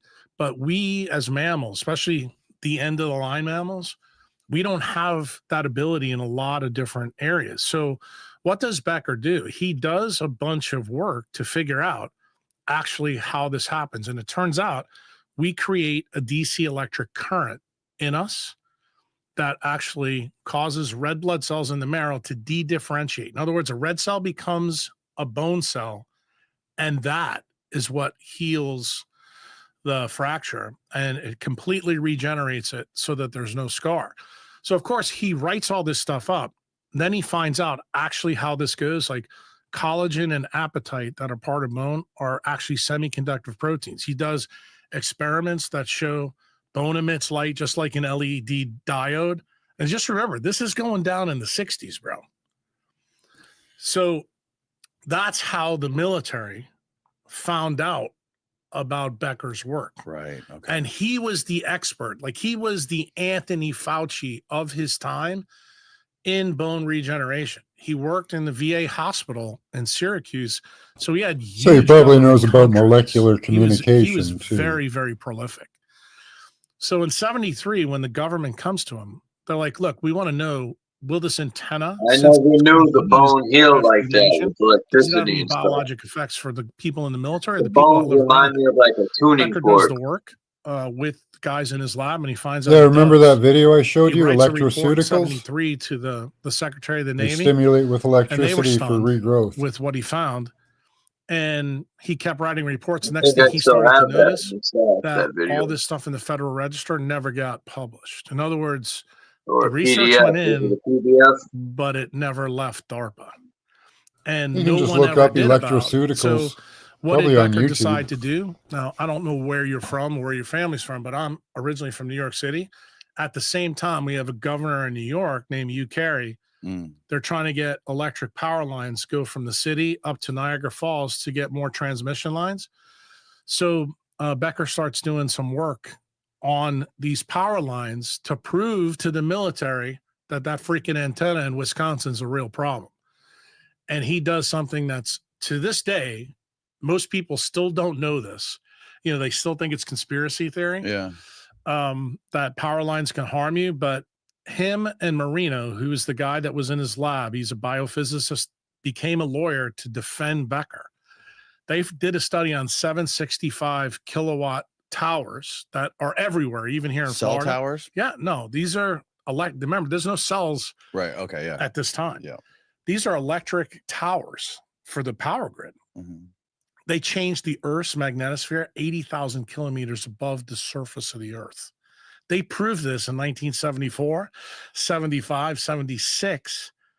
And not only did they rate the military, not only did they give this information to Hugh Carey, they gave it to all the electric power companies, and everybody was just like stunned. Okay. So you have to remember, this guy he's like freaking Joe Montana of science at this time, and no one is listening to him because why? His message is very inconvenient. It's a truth, and it's a time we're retooling our economy from an industrial economy to an information technology. So the power grid's a big deal. The use of non-native EMF, Intel, Microsoft, That's Google. why we had all This the is mutants down at precursor Niagara stuff Falls. at this time. The big company at that time, which you probably know, is IBM. Believe it or not, IBM was already working on liquid crystalline I couldn't hear you. displays What was that? that was using a lot of this stuff. And DARPA was involved in that too. So Electricity is why we had a lot DARPA of and the mutants military down at sucked Niagara Falls Becker in. power They're generation fueling and plant. fueling and fueling all the until power there. the truth comes out. And what does he do? 1977, he's so frustrated, he gets on 60 Minutes and he tells the world the truth. He tells them exactly what I just told you. When I said it to you, your eyeballs got really big, because a lot of people, even now, 50 years later, don't realize what he's really found is that all of this shit has biologic effects. I don't care what it is. Like, you put those Apple things in your ear, dude, that's the stupidest thing you could ever do. I stopped using them a few months ago. I got the wired ones now. Yeah, that's not good. The wired either. ones probably aren't good either, No, right? because you're still getting jump conduction into your ear, which will bring you to my work. My work is the next level of Becker. Like, if Becker had lived, he would have looked for the source of the DC electric current. Well, we found it. What were you saying was the reason that Susan, the former CEO of YouTube, she had some sort of cancer? You think it had something to do with this? Well, I don't think I know. Okay. She has a very interesting story. Her mother is named Esther. Esther is known as the grandmother of Silicon Valley. All the Eastern kids Star, are Esther. tied to her. That's why I said you need to really understand the metrics that we're talking about. And the reason why this is very interesting is because I'm entangled now to people like Nicole and people like Bobby. Bobby didn't know this, but Nicole does because she was married to Sergey Brin. So when we started talking about this, her and I, obviously when she has a kid with autism, she's a patent attorney for Google. And I tell her, no, I'm not going to help you because you're the person that actually caused the problem. And I have to tell you, I was not a nice guy to her. I mean, brutal to her. Really? Oh, yeah. This is like probably a year and a half ago. And she offered me at that time $100 million to build a decentralized research facility with Bukele down in El Salvador. And I told her, I said, bro, hold my beer. I'm not doing this. Why? Because I don't trust you. I know who you were married to. I know things about Google. I know things about what Brin's all about. I know the story, how it's tied to ARPA, DARPA, the internet, how you got the information. And you and your husband are the reason why blue light exists on every screen in this country. And that's what's getting your and in generation every street light. really sick. That's really where the chronic disease epidemics begin, because that makes it way worse. Do you think? And when will the I blue told light her a filter little work? bit of the Like, you know story, how glasses I have said, blue do you light filter? really know where He's talking about the DARPA, phone, the right? CIA, and everybody got this No, information? everywhere. in the Any study? LED. She said no. I said, well, I'll tell you where Echo's autism Any comes from. LED. It comes from the Jewish mafia. Doesn't have to be direct in the light either. 1930s, It can be 1940s, indirect light. 1950s. The names that you know, Oh fuck! I'm always Bugsy, under LEDs. which they made a movie about. I'm under them Low right now. Dallas. Look. Yeah. Oh, yeah. If you're in front of a screen, you're in front of an LED. See? Surrounded by them. That explains a lot, Keith. Oh, now we have an explanation, so that's good. Who's this guy? What's his name again? Brian. Oh, Jack Cruz. Yeah. Well, he's right on that. So interesting interview. Now you know why I get banned so many places, Cage. Oh yeah, that was hilarious. That one time we were on the panel. I'm like, I don't give a fuck. Say the word. You say the N word or whatever it was. It fucking. Swear to God, within like 10 seconds, the shit got deleted for bullying and harassment. I won't do that to you, Charles. We allegedly got our free speech back, right? Isn't that funny? I mean, my free speech never went anywhere. Because but I'm just saying, I'm just glad you're not following TOS. Fuck that shit, man. All these sellouts. Oh, we got to follow TOS. You're just selling out. And they sell out for the smallest amount of shit too. It's like they get like, it's like they're probably making like $1 a month off their fucking YouTube. You're gonna restrict your speech for like 40 cents. 40 cents. Come on, man. they don't even censor us no more. People are censoring themselves. That's the sad part. I was even doing it too to certain things, but now you should be able to say vaccine and stuff because Trump signed that whatever. But that alone proves we're not free. It says we have freedom of speech, but yet we don't. You have the anti-defamation laws too now. Yeah, that's wild. But they could say whatever they want about Germans and fucking. You guys can't talk bad about Jewish people. That's wild. They're the chosen the ones. big guy. They're the chosen ones. Yeah. to spit some bullshit. You're the goyim for them. I actually went through a lot of the Zohar. 2028. And you guys ever looked into the Zohar? A little bit. I heard of it, but Yeah, you should. Well, I've looked into the Zohar and Talmud and shit. Yeah, you might as well look into their text and see where they're coming from, where this word originates and all that. Killer Priest got an album called King Zohar. Oh, really? It's very allegorical, right? It's like all based on allegories. That Zohar.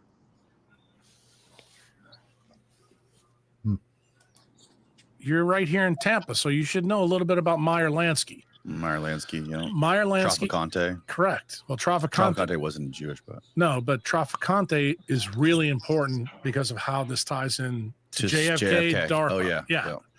So you need to realize what happens is at that time, because I know you know probably a lot of the story.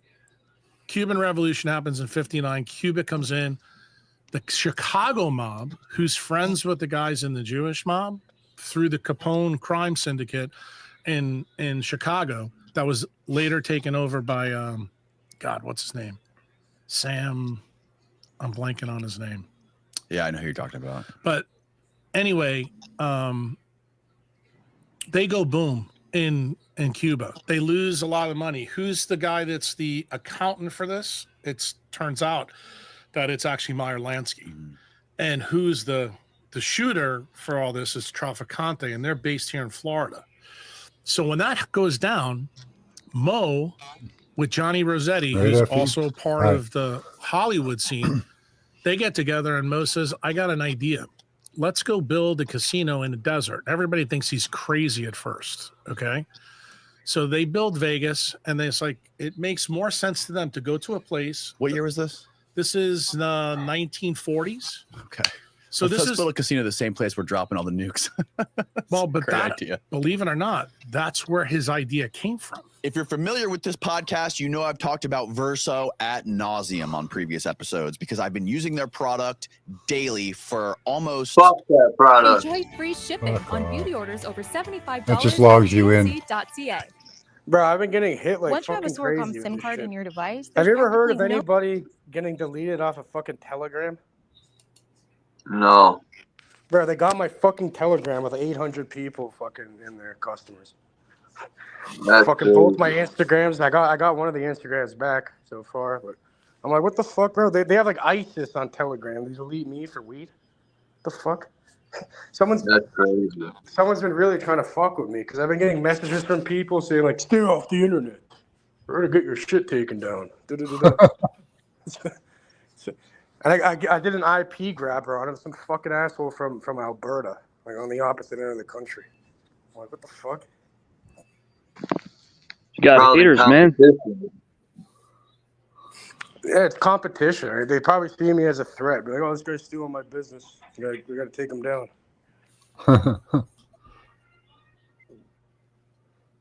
Fucking bastards, bro.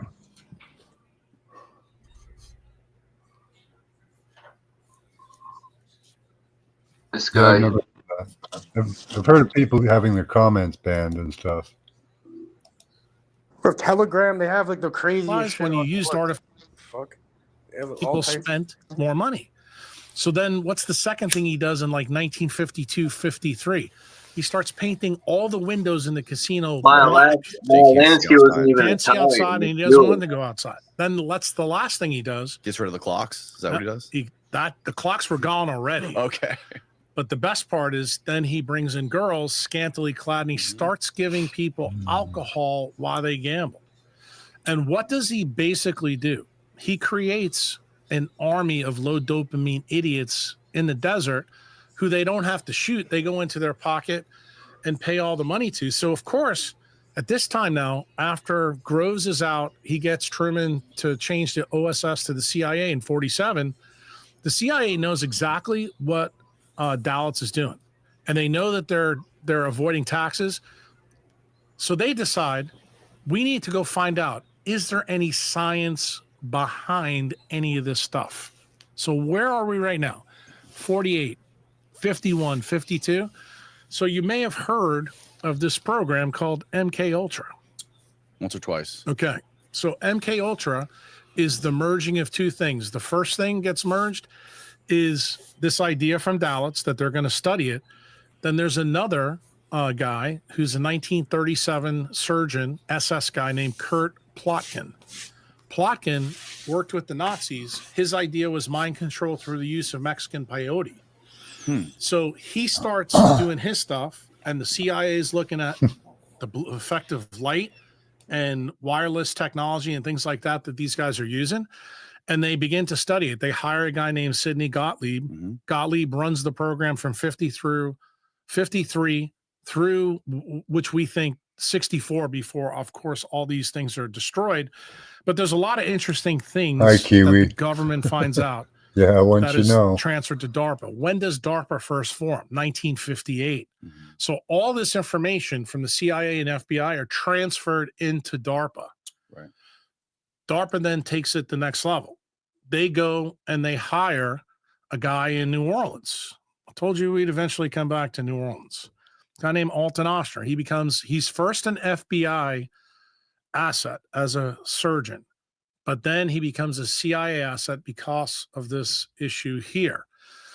They go and hire a PhD researcher named Delgado, and he's working in the Tulane neurosurgery department and neurology. They get him out of that really quick, and they send him to Mexico, and they start putting wires into the bull's head to find out, can they stop and control the bull using electric signals? Why? Because they already have started to learn about Becker's work. So now this is the idea. Now Did they're that trying to execute- Sabrina they're trying Wallace to too. use this as They a put a weapon. bunch of wires in her Got it? side. Right. So what happens in this whole That's time? wild. The crazy stories that you've heard Bobby and I talk about on the Tetragrammaton podcast, where Gottlieb basically takes the Air Force plane over St. Louis and drops You guys LSD have a podcast on the called whole city Tetragrammaton? in the mid 1950s to see the effect. They found out mescaline didn't work, so the next step after that was to use LSD. That's one of the famous things that we did Damn find it, out from the didn't Church even know Commission LSD. that they physically did. So this is what I would tell you is Operation Northwoods, probably negative 2.0, which is when the government thought it was a good idea that they could just do whatever the fuck they wanted to the United No States change. populace. They wouldn't know it, so they didn't need any informed consent. Okay. A lot of people think, talk about Tuskegee and the airmen and the Fuck, syphilis. 4 hours this one? Dude, there's a pattern with the Yeah, industrial I'm gonna military jump off complex. that When 4 they want hours. to do something, they don't even ask for forgiveness. They don't ask for permission either. They just do it. So when they do this and Gottlieb fails, what sight lines are really good for DARPA is this work that Delgado's doing is amazing. So they said, okay, you could do it with wired technology, and they were able to turn the bull off as soon as he was going to spear the matador. They said, let's try to do this wireless. Why? They had all the patents and everything they stole from Tesla. They also had all Marconi's work. At this same time, remember, Motorola is now one of the guys that's the industrial military company. They know that wireless I'd be wondering, telephony like, is actually coming. how come they don't shoot They nanotech? decide to employ it here. These guys don't have first. nanotech now. So Delgado finds out that actually it does work. You can do it without wires. You don't have to do brain surgery on the animal Cow. to do it.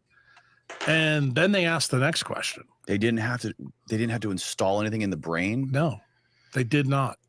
But this was the key step. This is the step where I think your audience, people find it incredulous when I tell them the next step was, could you do this using light and light alone? And it turns out they found out you could. If you use blue light specifically, it actually destroys the dopamine reward tracks in your brain. Just so you know, Meta and Google today own those patents. Remember who's the Google patent attorney? Nicole Shanahan. So I said, Nicole, do you Should all remember listen to this all the video. work you had to do? And she She's goes, got the yeah. She goes, I inside- could some never inside figure out information. what all this was about. Well, you need to know a little bit Idea. about Google's GG. history. Can you drop the Google link for was this? formed in 1995 when It's DARPA already there, gave right? the search algorithm No, I don't- Two, it's in the back and these it's in two the cats chat. from Stanford. I'll put it You in know about chat again. Stanford now, right? He talked to me about Huberman. When why they Charles don't wanna hops talk off, to I'll me. probably He continue this. started to put two and two together yet. Yeah. So the issue is these guys created the internet. They connected all these colleges all over where the academicians were to share this information. So this information is going all around in this area. They basically then figure out and perfect the delivery of blue light technology through screens. Who is the big tech company in the 1950s and 60s that were doing this? Turns out that's IBM. And IBM is working on liquid crystalline displays. And I remember this is in the 50s and 60s. You as a young man never saw those TVs until the 90s. Okay. And then it got a boost from who? Obama, who made the analog to digital transition so that you'd have to use what? LCD screens. And then what else did he do? We're going to ban incandescent bulbs. Why? Because incandescent bulbs not only have fake blue light, but they also have purple and red, which is what you need as the antidote to blue. They were banned? Election day is coming. What is the Mark your incandescent X bulb on on? or You can before buy it at the February store. 27th. In the States, they're banned, or they were. Everyone to participate at elections.on.ca. Goddamn. Up here, yeah, I have to get them at the dollar store. Can't get them at like the lighting store.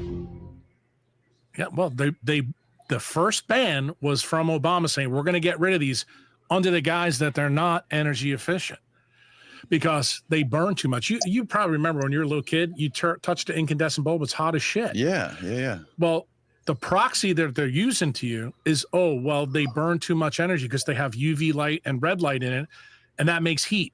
So therefore, we should get rid of that, do blue. But you have no idea that DARPA and the government already want blue light everywhere so they can control you with it.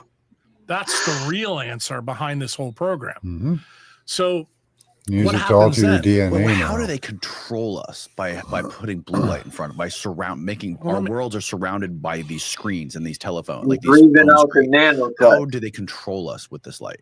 I No, just they told don't you, need they that. Control, By killing us? No, they control your dopamine reward tracks. In other words, Everybody's they're all dumbing you down. freaked out about this. Is They're long making before you nano. much more I likely don't have nothing to in be this animal. preconditioned, which brings Oh, us isn't this to old tech? We the other are person. dopamine time. slaves. This is for the like most back in part the now. Most 60s, people- No, you're the 70s. guy that's sitting with Yeah, Zins this right is next old. to This you. is old. Imagine what the I can't fuck go we're anywhere doing without now. my Talking Zins. about I'm really telling old you, it's a stuff. problem. But that's the Like, reason right now. why it's all starting to make sense. I'm trying to He's bring the leading you picture down the together for you evolution. so you understand it. So the chick you just asked me about, Susan, who started YouTube, was a Google founder. There's no What you nano may in not this know about. yet, You ever hear the Charles. marshmallow experiment that was done This at is just Stanford? light. When she was a child, remember, she just died. She's 56. Okay.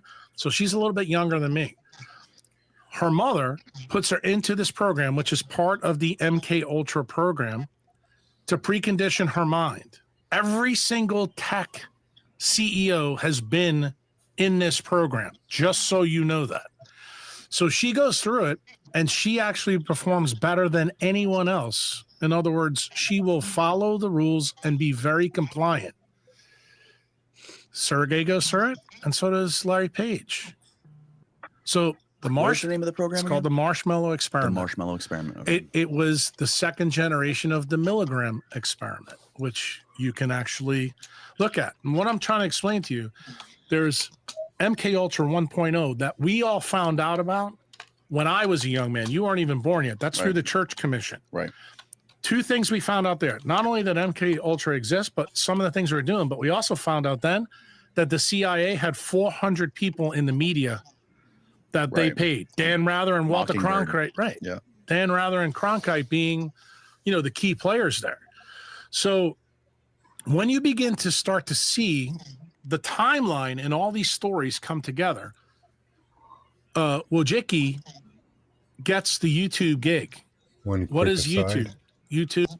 IEEE standards evaluate the potential of LED flicker to trigger seizures between 15 to 20 hertz. Flicker frequency of 3 to 70 hertz can trigger seizures. comes out blue. That they don't have red. You actually have to put software in to change it. You can. I got mine set to where like it turns red after like 7 p.m. Yeah, that doesn't work. Let me look at mine. What it does. That's how it should look. Whoa! Is that a special app? Yeah. So you can. We'll talk about it after we finish this. But Okay. the point that I want to make to you, the question you need to ask yourself. But a lot of the Why phones is have the every ability tech to turn company off. has blue lit screens. I'm going to Yeah, that's what he was just talking that's about. how DARPA wants it. They want You you can to get an be app. very It's built addicted into to your the phone, though. technology. Is it? So it's sticky. Yeah, on my phone it is. That way you can. Yeah, I have it on my program computer. Further. It's more of a green color. Oh no, it's even And more wild there's than that. actually like You screen haven't even got to protectors the and wow lenses stage. to put over your computer that block it too. So what happens with this lady? She winds up being compliant, just like she was with YouTube. I don't You know want if to it know would why all these people entirely get protect censored? you, but it She would did help. whatever DARPA, whatever the industrial Definitely help, military yeah. complex wanted. That's the reason why people were having their shit removed. If you want to know the reason why Bitcoin content gets removed, is because DARPA is not interested in Bitcoin, because their energy to fuel their whole process is cheap fiat money. Bitcoin is actually a nuclear weapon for them, Right. because you can't print money to do all the covert shit they're doing. She goes and rolls her sleeves up, takes a jab. She gets, the turbo cancer. She dies literally very quickly, within, I think, 6 or 7 months. Turbo cancer? Yeah. That's from the SV40 promoter that's in the jabs. She gets screwed by the other part of the story we haven't got to yet. Yeah, So that she does did- feel so better. When did she develop this cancer? She just died. I just found it on my earlier this phone. year. How long has she had the cancer? Like when did she get 6 months I before could feel she it, died. like She got the diagnosed energy 6 toning months before down. She got died. stage Cool. 4 lung cancer, never smoked. Sounds eerily familiar, doesn't it, to Jack Ruby?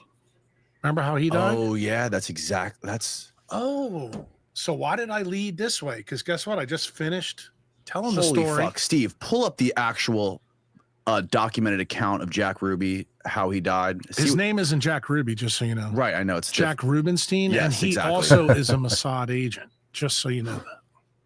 What's cool to you is having a game to match every vibe. And we've got lots of games to choose from. Let's see what the Google machine says about Mr. Rubenstein. That's like their Jack ninth Ruby. commercial. They're getting paid. Oh yeah. Type in Jack Ruby. Oh, you can't find his death. That's not him. Obituary. He died right around when Garrison was doing It's 4 Right, hours, when so the it'll trial- probably have like at the least trial- Jolly West. 10, 20 So commercials. after Ruby shot Oswald, Jolly West started visiting him in prison, right? But you know how he got the SV40 though? Wasn't that way. Let me tell you the story so you get it. Okay. Because we probably need to jump into the polio story so you understand this part of it. Type in search for cancer. He gets pneumonia while he's in Dallas. He's writing writing the Warren Commission to tell them to get Respiratory him out of problems. Dallas because he knows Carlos Marcello is got a plan for him. Well, he's going to use the bioweapon that they created on Magazine Street in New Orleans with Oshner. I just got finished telling this whole story in detail at Dealey Plaza to Bobby and to Nicole and Okay. to their administrative team. And I have to tell you, the guy that was filming and his eyeballs nearly melted. So like, they're about to melt. Yeah, it's a good story, but is. it's the truth. And the way in which you'll find out that I know the truth, that's going to really blow your mind. But the story of Ruby is interesting. He is in Dallas. He's talking to the Warren Commission, says, you got to get me out of Dallas and get me to DC because I know they're going to do something to me. He already knows what's going to happen, but he doesn't know how it's going to happen. So he develops pneumonia in Dallas. All this is discovered by you and your guy back there. So the doctors come in and they give him penicillin flu shots. Turns out in that flu shot was the SV40. He gets stomach cancer and dies like that. Just like your girlfriend from YouTube. And guess what? Why was that bioweapon created? That bioweapon was created by the industrial military complex and Alton Oshner to get rid of Castro. Okay?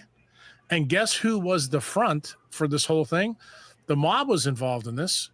Most people don't know this, but Carlos Marcello grew up with Lee Harvey Oswald in New Orleans.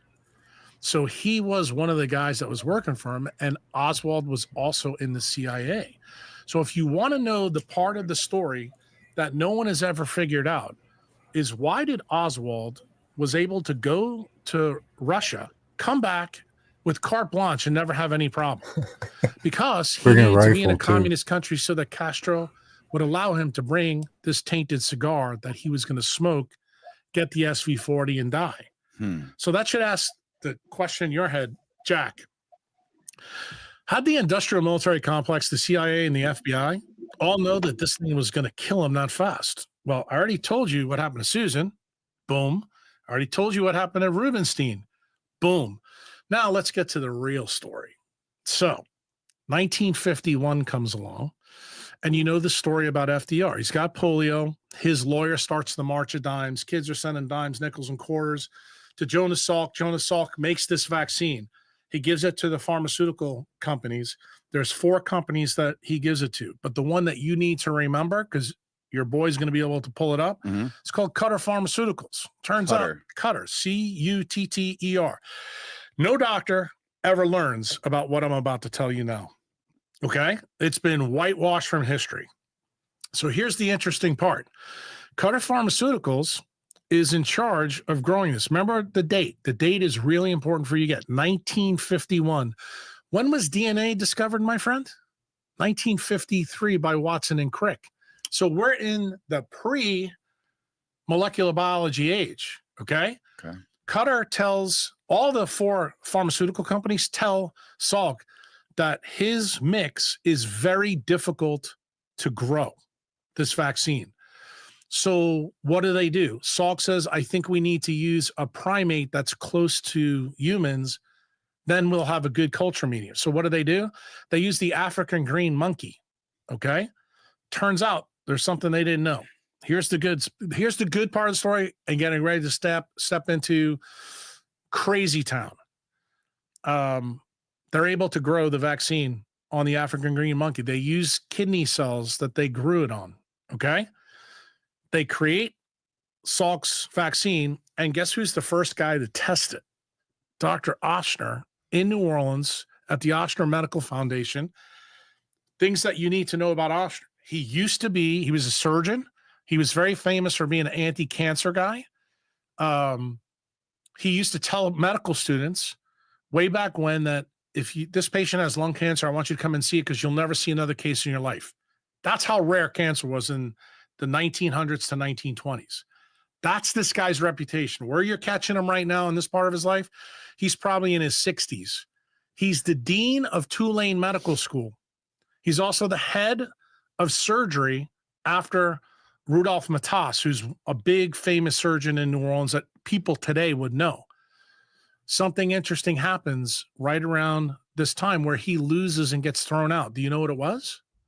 1951, he brings the vaccine into the amphitheater, the surgical amphitheater, calls the entire medical staff of Ochsner. He brings his grandson and grandchild in there, and he injects both of them with the Cutter vaccine. His grandson died in 7 days of polio.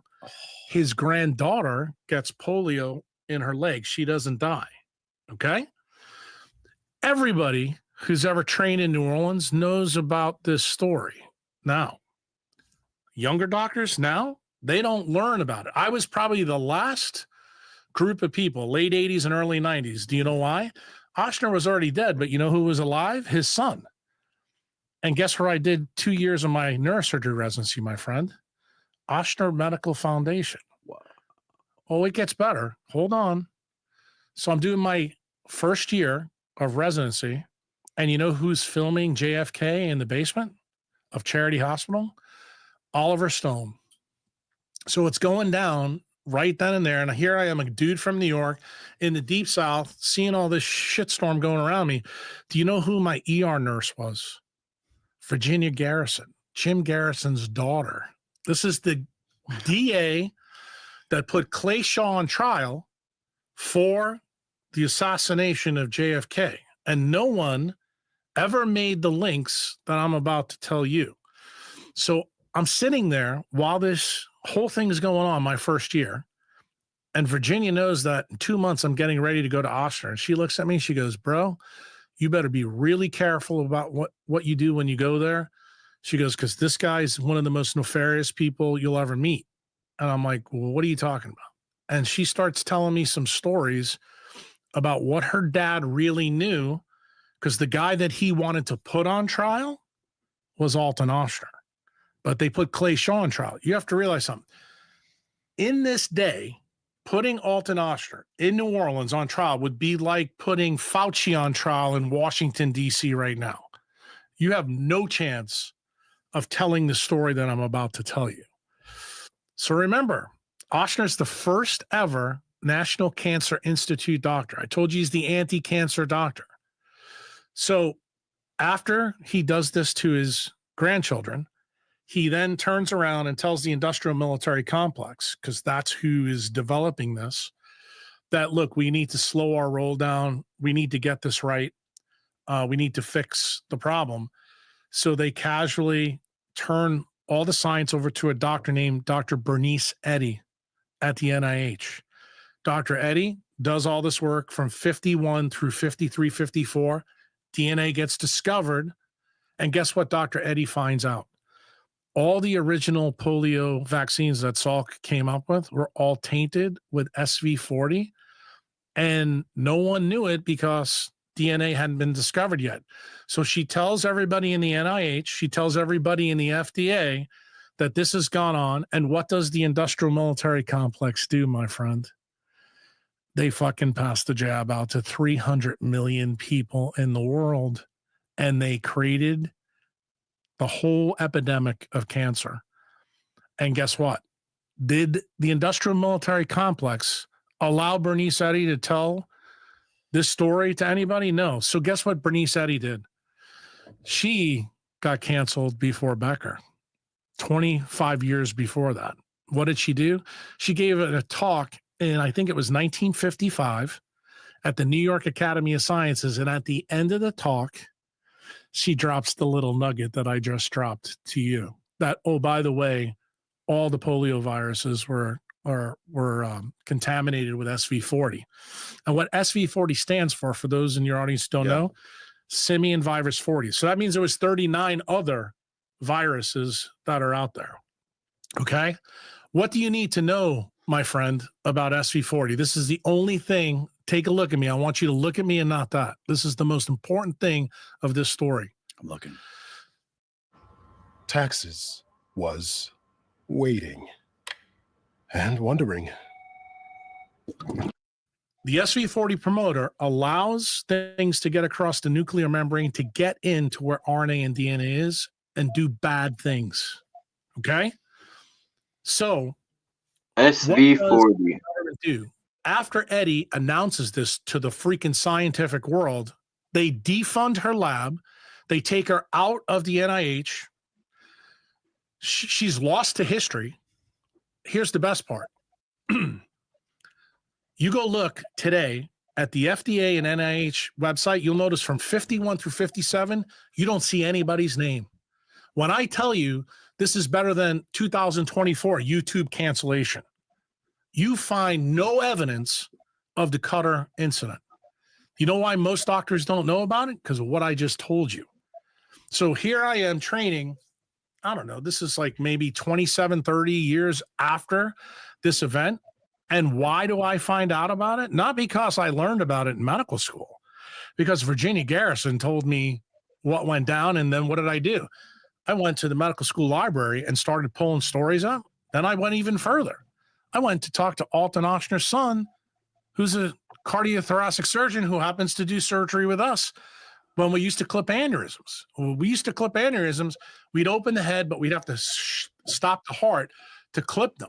That's how long ago I've been a neurosurgeon. We don't do it like that anymore. Shit. So in one of those cases, it was a basilar tip aneurysm. J.O.'s opening the chest with one of his other doctors named Keith Van Meter. And J.O.'s sitting there. And I just casually tell my neurosurgery mentor at the time, I said, I'm going to ask him about all this. And he goes, bro, I don't know if you really want to go there.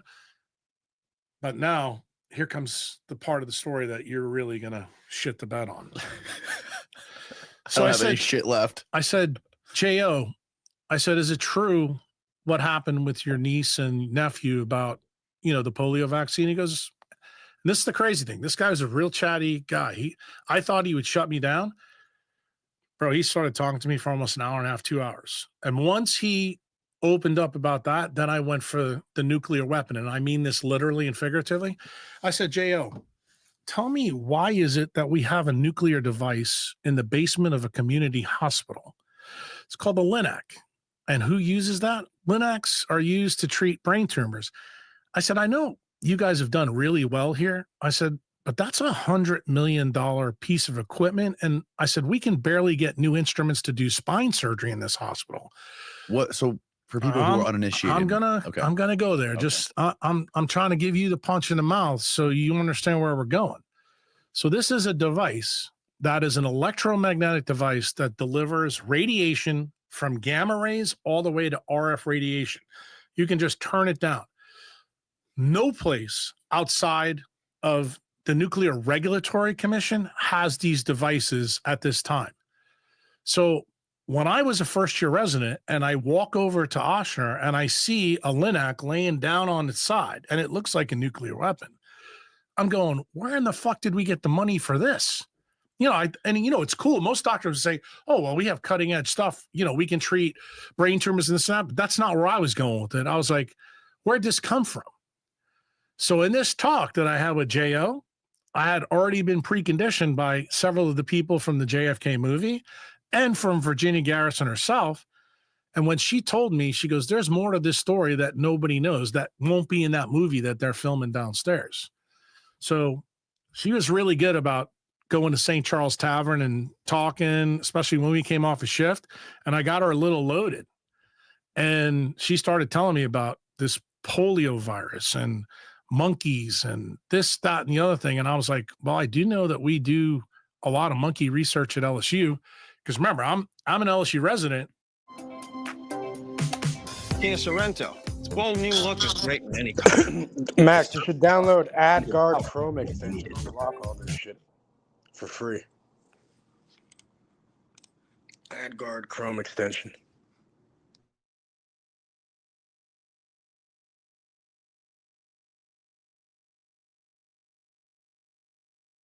I was like, wow. And I knew Tulane had a monkey lab. Mm-hmm. So I'm starting to ask a lot of questions now. And what I find out is that Ochsner was that when this went down with his grandchildren and this Bernice Eddy thing, this is a very short period of time, 3-year history. He goes from being an FBI asset to a CIA asset. Then the CIA, they ask him specifically, we want you to fix this SV40 problem. So what does he do? He goes out and he hires the world expert in viruses and oncology. Her name is Dr. Sarah Stewart. She trained University of Chicago. You know where else is in the University of Chicago, right? That's where the nuclear program begins. That's the Fermi Research Lab. Oh, okay. She gets her compatriot, who's a classmate, Dr. Mary Sherman, who's an orthopedic surgeon, who's an expert in bone cancer. He hires both of them. Guess what magically happens? Sarah Stewart is based at the U.S. Public Health Hospital in New Orleans at this time by the military. Mary Sherman is a staff doctor at Ochsner Medical Foundation running the game here. They set up a bioweapons lab, the first of its kind on Magazine Street in an apartment. And guess who the 3 people there are running it? A young girl who won a science project when she was in Florida. She actually is from Mary Florida. Sherman is they're the owners of Apotex. She was very interested They got killed in Toronto. And when she won this thing, Ochsner pulled her and said, you're going to be the lab technician. She was promised a medical school education and a residency if she worked under Mary Sherman. That is correct. Who Very else is Sherman. in this motley crew? David Ferry. Yeah, they're billionaires and they got and strangled to Beck. death That's in the their other mansion person. in Toronto and shit. No one Lee got Harvey caught. Oswald. So guess what Lee Harvey Oswald, Judith Ferry Baker, and David Ferry are doing? They are running the bioweapons lab. What year again? This is 1962, 63, right before they killed Kennedy. So what's happening? Because remember, Oshner, how did he make all his money? So how did he get tied up in this whole thing? So you understand. When I was a resident, he had this nice community hospital. It wasn't huge, but it's nice. Now it's a massive place. But out in front of it, he had all the flags for all the dictators that ran Central and South America. He used to take care of all of them. They were all right-wing dictators. He was a right-wing politician. That's the reason the people at Tulane University threw him out of being the dean and the head of surgery at Tulane. So what did he do? Instead of getting pissed off, he said, fuck it, I'm just going to go open my own hospital to compete against you. So that's what he does. So how does he make it successful? He starts working with right-wing politics. All these people come and he becomes enriched by this. The military is obviously very interested in this because they're the people that overthrow these governments down there. That's why he was an FBI asset. But when this shit hits with SV40, the CIA says to him, you need to fix this. And so what do you mean by fix it? Meaning the government knows that they just started the war on cancer. Like they gave the world cancer at record rates overnight. Did they know this was going to happen? Absolutely. Because guess who told them? Sarah Stewart. Okay. She was the world expert that worked for the government. And when she heard what they did, she said, you need to hire Mary Sherman. You need to put both of us on this project. And we need to do this in clandestine fashion. In fact, the day that David Ferrie gets killed, Sarah Stewart's lab book was found by Jim Garrison. This is a very interesting story, my friend. Now you can start to see why this is all really intertwined. So what do they mean when they say you need to fix the SV40 problem? Meaning there has to be something that you can get that out of the genetic code. So what do?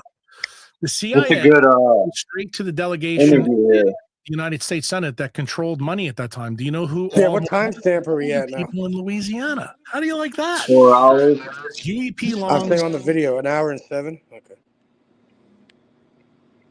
Yeah, I'm gonna finish watching this later. Yeah, 107. I was taking notes because I'm gonna look into a lot of things he spoke on,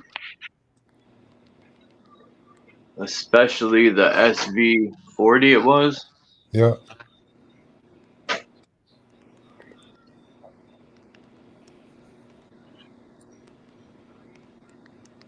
But thanks for coming up. All right. Cheers. Have a good day, guys.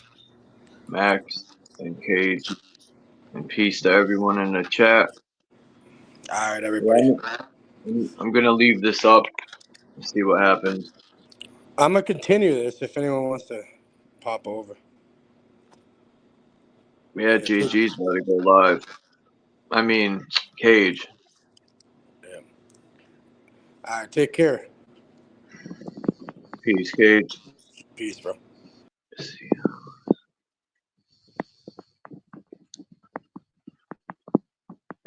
Are you mad? Whoa. Right, who? Who are you, Chuck? No, I'm not mad. Why would I be mad?